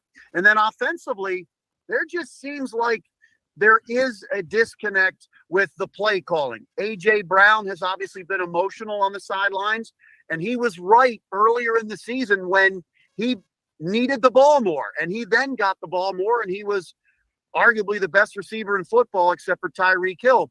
And the main thing right now that you're seeing, and I think the disconnect, is with the team picking up the blitzes. And you saw the Giants basically exploit that. Wink Martindale blitzed just I don't know, 75, 80% of the time. And whether it's Jalen Hurts, whether it's the coaching or the offensive line, they did not pick up the blitz as well. And you know what Todd Bowles and the Bucs are going to do. So that's a major area of concern on the offensive side. Speaking of concern, how concerned are you with Jalen Hurts and, of course, A.J. Brown? Because the injury situation there, we haven't heard about it, but it certainly seems like it could be a factor here on Monday night. I think Jalen Hurts is going to play. I think he's going to play through the dislocated finger. And Nick Sirianni said it's going to be sore. It could be stiff. But Jalen Hurts has played through a lot of other stuff. Of course, he had the knee issue this year, and that has slowed him down with his running ability. And as far as A.J. Brown, boy, when I saw that, I don't know if you guys saw it live or saw it. Yeah. I was like, oh, this looks like a torn ACL. This looks like a major knee injury. But apparently it's a mild knee sprain. And I was told that he was feeling a lot better on Monday after the game. So we'll see how this week goes. The thing about it is he's a receiver. And if you're going to cut, and if you're going to, all of a sudden plant your foot into the ground and then make a cut, that's tough on a sprained knee. So I think he will try to play. And I don't think he's going to be 100%, but I'll tell you what, I'll take A.J. Brown at 80% over most receivers in the NFL. John Clark, NBC Philly, joining us here as the Eagles head south for the winter, hoping to get clipped here by the Buccaneers. Baker Mayfield's been up and down this year. He's beat up as well.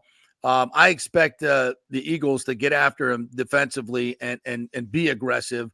Clearly the Bucs are having trouble even protecting with 4, and when teams can get pressure with 4, it's a difference maker. Where is this Eagles defense in terms of that front 7?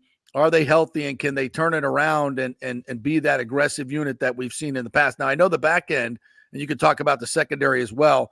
There have been a lot of busted coverages. So, but getting after Baker is probably where their mindset needs to be. How are those guys looking?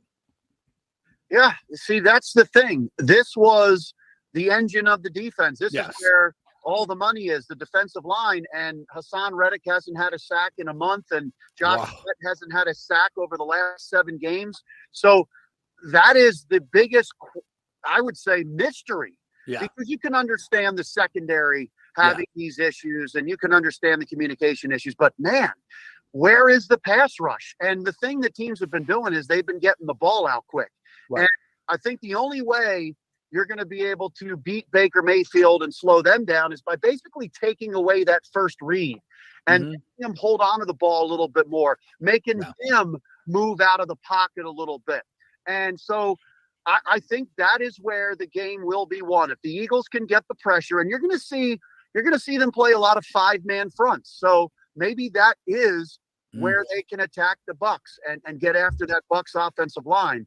But they haven't done it. They haven't been able to do it against Tyrod Taylor or Kyler Murray or the other stretch of average quarterbacks that they've played. So that is where the game will be won. We haven't seen it from the Eagles lately. And so if they can have a coming out party with that defensive line, they will win the game. But if not, I think the Bucs offense will score enough to basically be in this game at the end. John, the rumor's been thrown out there about Jalen Hurts in the locker room and the organization overall. They just signed him to a contract extension.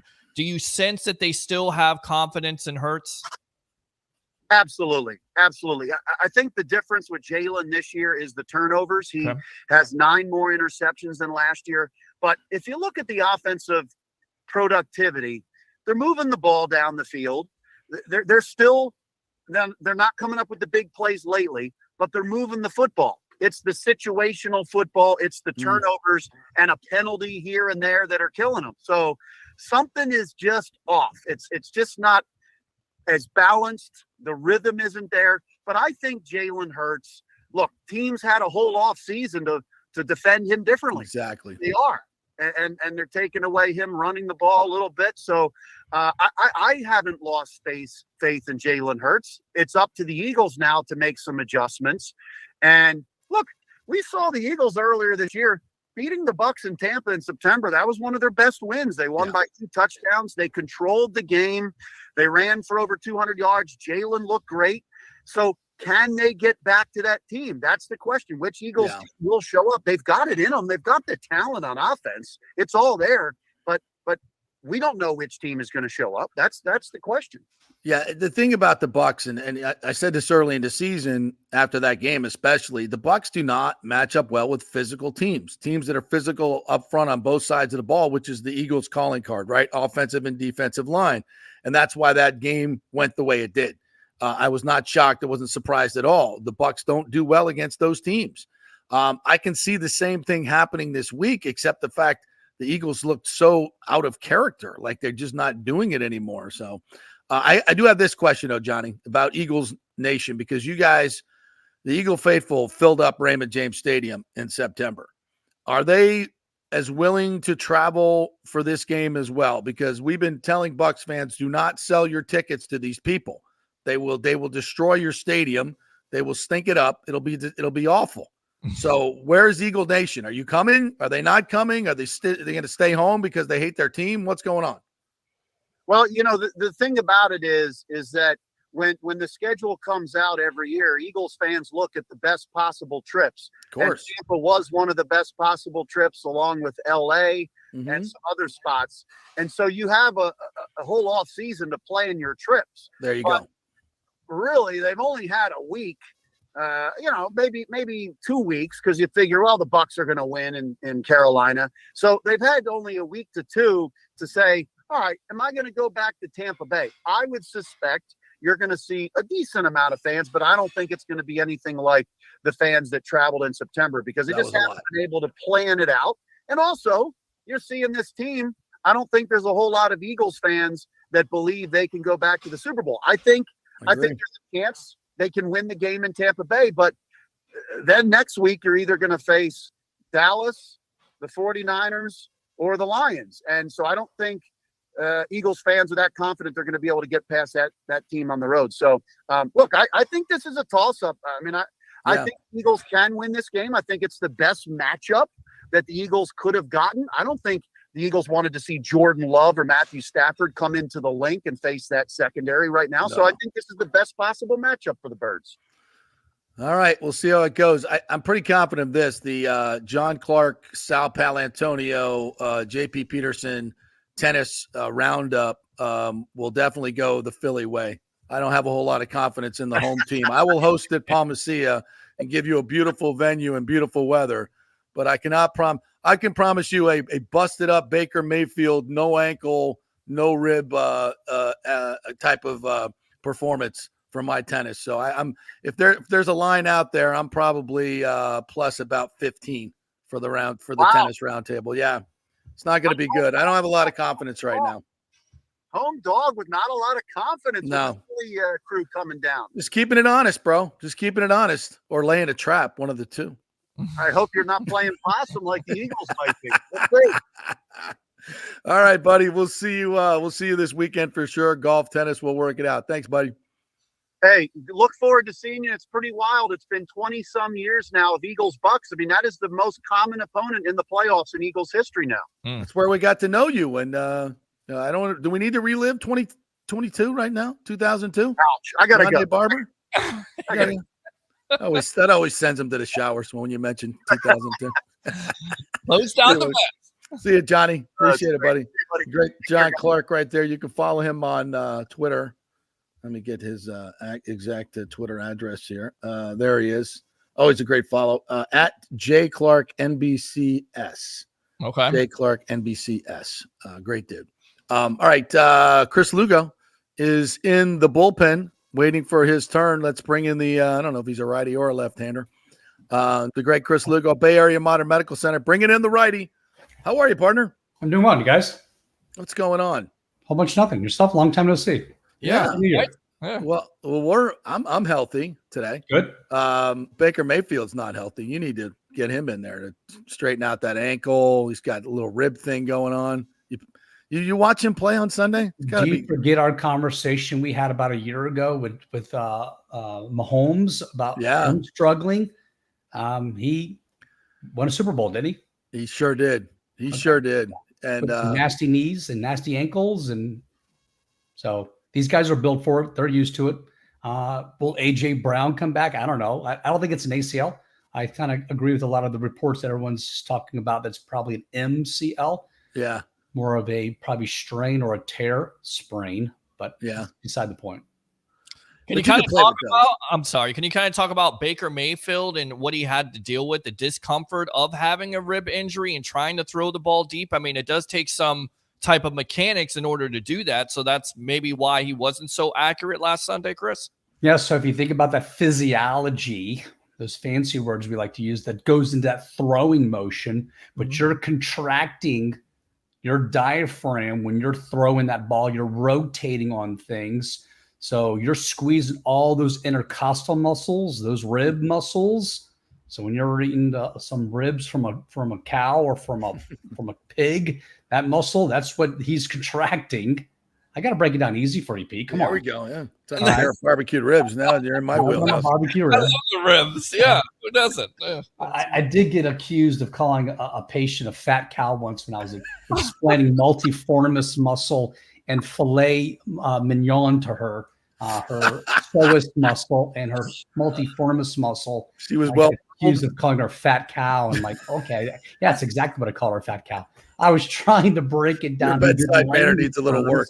Since I know she didn't have her netter's anatomy book on her. Right. But when he's rotating and throwing that ball, he's contracting all those muscles, which is torquing on that rib.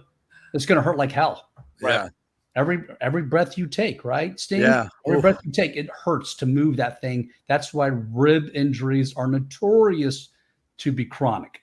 Just like hamstrings. We've talked about hamstrings before. Yeah. How long does that? I mean, so they said he didn't have a fracture in the upper rib because he kind of got hit in that sternum area. Yeah. How long does that take to heal? Just the trauma of it. You know, is it weeks? Is it months? Could have a little tear of the muscle. Could have a little dislocation of that rib. Could have multi things could be going on right now. So these guys get paid a lot of money to do this. Look, he got a nice little bonus from that win, right? So hopefully he gets another. He's got his contract tiered to get a little more bonus when he makes the next win. So he's going to suffer through it. If he doesn't have a tiered contract, maybe he doesn't work so hard, but it could take weeks. Who knows how long? Yeah. And the ankle sprain too has been kind of an on and off again thing he got it stepped on probably week 8 or 9.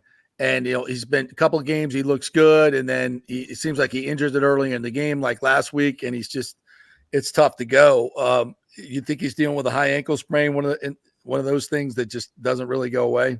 Those guys will tell you they hate high ankle sprains. They'd rather fracture an ankle than get a high ankle sprain because those high ankle sprains are notoriously chronic and they take a long time to heal. So who knows? I saw his ankles, his feet, they were taped to the gill. Yeah. So when they're taped up, he's not going to be as mobile. He's not going to be able to get to that rotate and get up on that front foot when he's trying to pass downfield. His passes weren't looking so good. He didn't have a lot of oomph underneath that ball. All right. And that just goes through that motion, how he's throwing the ball. So having those ankles taped up is going to restrict him from throwing that deep ball, I think. Yeah. All right. So we're dealing with that. And Jalen Hurts has a dislocated finger. He didn't fracture his finger, but he dislocated the middle finger. I don't know if you saw the video of that. That was ugly.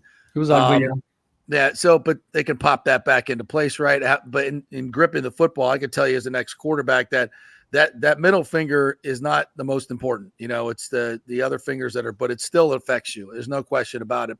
But if you dislocate it, how much is that going to be discomfort for a game just the next week? Oh, it's going to be sore, all right. Just like you guys mentioned here a few minutes ago, he's going to be sore. He's going to have a little bit of decreased range of motion from having all those tendons and all those ligaments stretched to the gill. Yeah. Okay? So he's going to be sore. More than likely, he's going to get shot up a little bit of, a little steroid, a little cortisone here to kind of help the inflammation a little bit. But he's going to be probably a little taped up. He's not going to have as much on that. But like I said, that finger doesn't really do much. It's going to be more that index finger. But yeah, he's probably not going to have as much zip on that ball like he would. So it's going to restrict his deep ball possibly and his accuracy possibly and the speed of that ball coming out of his hand.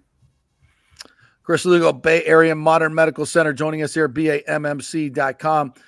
What's going on? Everybody's walking around sick. Flu. Flu. Flu is, I'm getting calls left and right for flu. And the big thing I tell patients right now is, look, if you've been exposed to the flu, you need to call ASAP. You need to get Tamiflu or Zofluza on board like that day. That's when it helps you the most. Don't call me 4 days later, 5 days later, go, oh, I think I got the flu because my girlfriend's got the flu. Like, that's not going to help you. Yeah. You're gonna be suffering because those drugs help when you get hit with those drugs in the first 48 hours, along with vitamin regimen we've talked about, and get your IV, get them on board. Those help tremendously. But you should be taking all your vitamins and just watch people around you who got flu. But flu's going on big time right now in Tampa. If somebody has the flu around you, you can reasonably say you're going to be exposed to the virus. So start upping or just go get the Tamiflu. Good Tamiflu, because you can take a preventative dose of Tamiflu. There you go. I got a call last night from a family. Daughter had the flu. She's at Berkeley. Kids or her friends had the flu she was with. And I said, hey, by the way, I'm sending in prescriptions for the whole entire family because now you guys have all been exposed to her. Right. Start on them now. I know you don't have symptoms, but start them now because more than likely you guys are going to get exposed to it, get it, and hopefully it'll dampen the blow of it, because flu is worse than COVID. I get COVID calls and people are with sniffles and sore throat. I'm like, it's not the flu. So thank God. Yeah, I had the chills the other night. Like, that feeling. I know when I'm going to get sick. You get the body aches, right? And then you get that chill feeling. Yeah. And I was like, oh, like, I think I got it. And I've been running around in public everywhere. So I'm like, yep, I got the flu. So I was getting ready to call you the next morning, but that night I woke up, pool of sweat, and my fever, I guess felt like my fever broke, whatever it is. It really felt like my body got like 11 hours sleep that night, but then my body just kind of fought it off because I woke up and I felt fine. Good. And I'm like, okay, then I'm not going to call you because I don't have the chills anymore. I don't have the body aches. I think did my body just fight that off? Is that what happened? More than likely. Maybe it wasn't flu. I think if it was flu, you're not going to be able to stop that Mack truck, that freight train. That's usually going to hit you pretty hard. Could have been, but there's a lot of other stuff going on right now. RSV is going around for the kids. Adults are getting exposed to it too. So who knows what's going on right now? All right, give everybody the great immune system regimen that they should be taking right now with all this stuff going around. Vitamin D, 10,000 international units a day. Quercetin, Quercetin, Quercetin, 250 milligrams twice a day. Zinc, 100 milligrams once a day. Vitamin C, 2,000 milligrams 3 times a day. And then throw a little echinacea in there if you want, a little turmeric in there. Not going to hurt you. All right. I wrote it down, by the way. I wrote it down. So there you go. There you go, Peter. You're learning, right? Write that down. All right. Anything else going on? How do they get in touch with you? BAMMC.com. They can make an appointment right through there, right? You got it. Easiest way to do it. You can do it at 10 o'clock at night when you're surfing on Instagram. Yeah. So make the appointment. And if you feel like you got the flu coming on, get in there quickly. Go online, get your appointment for the next day, and get the Tamiflu. You don't want any part of this flu. You don't. Correct. Yeah. Remember, Tamiflu does not prevent you from getting it. It's just going to soften the blow of it, which is all you need. That's what you want. Then you get the natural immunity, so you don't get it anymore, right? That's how that works. That's how it works. Don't need a vaccine, do you? Millions of years of evolution at its best. Yeah, that Aaron Rodgers got it right, didn't he? I think so. Yeah, I think he did. Yeah. All right. Well, everyone hates him. That's exactly true, right? Exactly. Big Pharma hates him. All right, Chris, thanks a bunch, buddy. Appreciate it. We'll chat with you next week. All right, take care, guys. We'll see you then. Well, you wrote it down, right? So let's we'll tweet that out as well. Maybe we'll put a little clip together. Tell everybody this is what Chris Lugo told you. If you feel like you're gonna get sick, this is what you should be doing. Yep. Yeah. That's what you should do. Absolutely.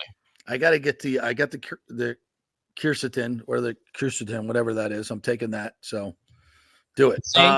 You got what? Vitamin D, Quercetin, zinc, vitamin C, and echinacea. Is that how you pronounce it? Echinacea. Yes. Very nice. There. Thank you. All right. All right. What did we miss? Congrats to USF. They got a couple of SEC defensive backs in the portal. So Yeah, Alex Golish doing a hell of a job. Yeah, and I mentioned the Aaron Rodgers thing. He went on. It's like the best viewing now is watch how Aaron Rodgers comes on and just absolutely triggers the entire ESPN listening base, and they just go bananas. Dan Graziano has lost his mind about Aaron Rodgers. He went so scorched earth this morning on Aaron Rodgers. He called. I mean, it was weird. It was so weird. It was bad. It was a bad look for Dan. Dan, lighten up, buddy.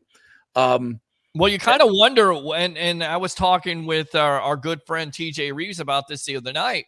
When does ESPN wash their hands with the Pat McAfee?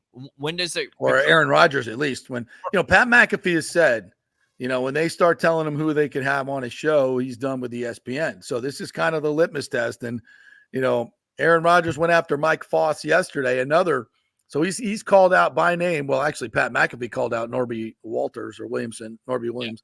Yeah, right. And then yesterday, Aaron Rodgers called out Mike Foss, another big ESPN boss, who had a tweet about what he had said about Jimmy Kimmel. And, it's so funny.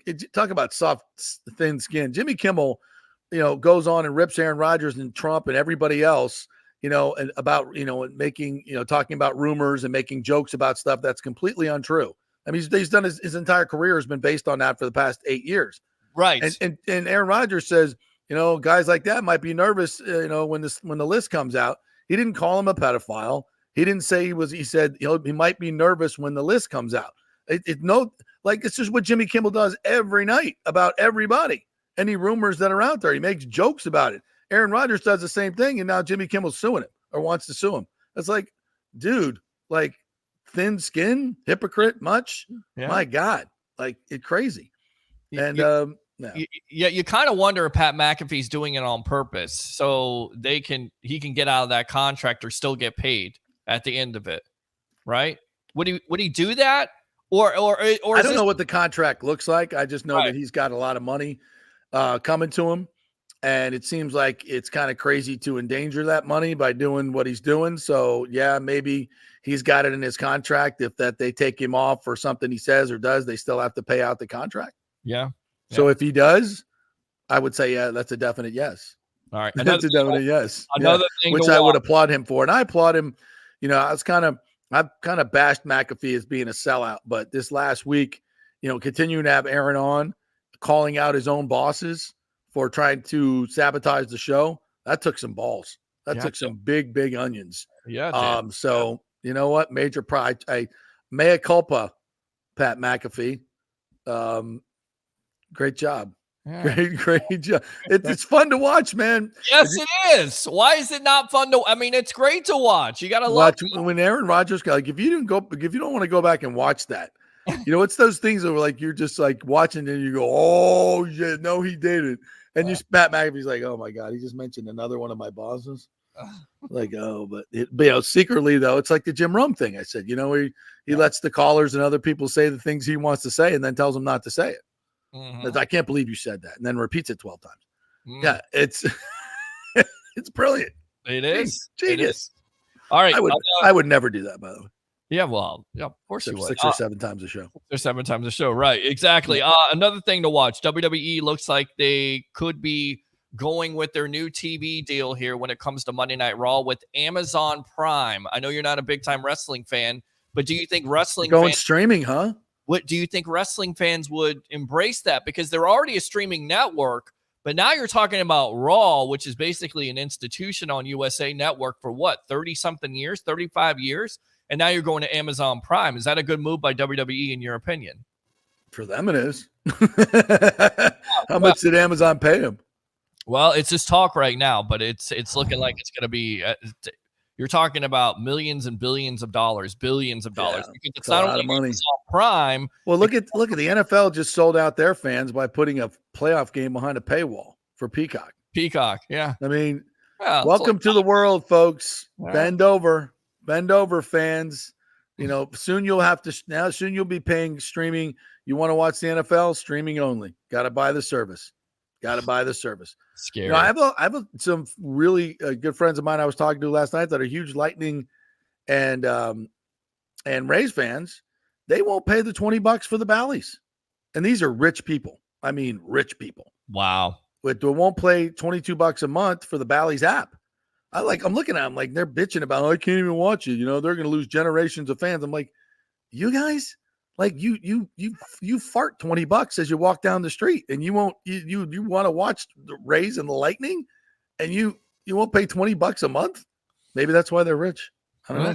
There you go, because they don't spend their money. They spend everybody else spends their money. Going back to the Rays there. Did you hear about Wander Franco? Yeah. About that situation. Boy, so the charges got dropped.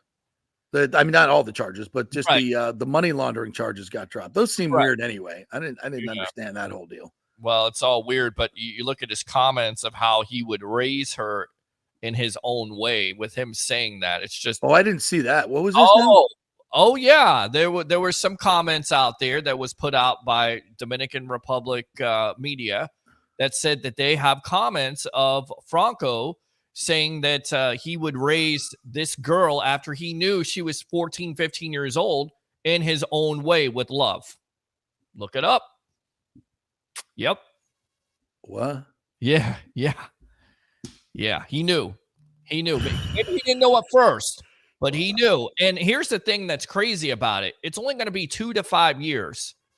But there's a situation where he'll never be allowed in the USA again, never be allowed in the United States, which I can't. I couldn't see. I have a secret door that he can come through. It's kind of big. Yeah, the southern border. Yeah, I don't think not allowed in the United States. Really? Yeah, I mean, whether he gets there are no laws like that there anymore. Well, he gets 5. Listen, he gets 5 years, 2 years. He'll never be allowed to play on another Major League Baseball team again. Yeah, there's no forgiving this. This is sick. Yeah, it is. It's grotesque. It's grotesque, but it's being normalized. He may become the the champion of the movement. Say, people make mistakes. It's just, what do they call? They're not even calling it child molestation anymore. They're calling it or pedophilia. They're calling it minor interest in minor sexual. I mean, some whitewash bull crap going on with that stuff as well. I mean, it's sickening. It's absolutely shit. But it's, maybe, this is part of it. It's trying to be normalized so much that people like Wander Franco think it's okay. I don't know. Wow. Yeah. There's actually a protest not okay. saying we're all Wander. And when he was in front of a judge, we're all said Wander. What? There was a protest of people saying we're all Wander. They were protesting Wander Franco being in front of a judge and being charged with these. Because they all say we're all doing it. What? Like what? We're all doing it. Everybody's doing it. Everybody's like Wander. Like, what world are we living in where we don't have somebody going over there in that third world country? It's different cultures, man. Different. I mean, I've been told that this is commonplace in the DR, but nobody ever gets in trouble for it. Sick. And maybe this is the guy that they're making an example of, a Major League Baseball player, which seems kind of weird because they buy their way out of everything in our country and their country. So weird situation, man. All I know is that ain't right. No. That ain't right. And that's bizarre. And for the Rays to have anything to do with that, I don't care what they need to go after his contract. Go after all the money. Fight Major League Baseball Players Association. Go after that contract. Take every penny that they. Stu's doing that. They need to do it. That's job one. I mean that needs. I know we're way over here. Yeah, absolutely, 100%. They need to do that fully, and Stu's doing that. And the last thing I'll say about the Rays, I had a conversation last night with somebody who knows a lot about bankruptcy law, and this whole thing that's going on with Diamond Sports and these regional sports groups. When they go into bankruptcy, the creditors will go, if there have been any large payments made up front for future years, like the Rays took for their TV money, the creditors in bankruptcy can go after those payments. So he's of the belief that that Sternberg might have to pay back as much as $100 million of that upfront money that he got from, I guess at that point, that time was Fox Sports Sun. I guess it was at that time, or Fox Sports. Correct. Before it became Bally's. Yeah. So, which was, I guess, Diamond Sports at that particular time, which would be interesting. Boy, if he had to pay back $100 million. I mean, then you probably. He'll definitely be selling the Rays. He'll definitely be selling the Rays. No question about that. Sell them. If that puts him over the top, let's go. sell them. Sell it to Jeff Vinnick. Sell it to somebody that cares about the baseball club. All right, that'll do it for us today. Our thanks to Jeeves Law Group, Bay Area Modern Medical Center, Chris Lugo, Italiano Insurance, the Gold and Diamond Source, the Geddes Gordon Group, American Mortgage Services, and Novus Bank, and the great folks at the Patio. Great place to watch all the football action this weekend. We got Saturday, Sunday, and Monday night games. The Patio is the place to be. Great prices, great drinks, great staff, great atmosphere. 421 South McNeil. It's the Patio where everybody goes to meet. All right, we will see you on Thursday tomorrow with more information. We'll hear from Baker Mayfield, Todd Bowles as the Bucs get ready to take on the Eagles. See you then.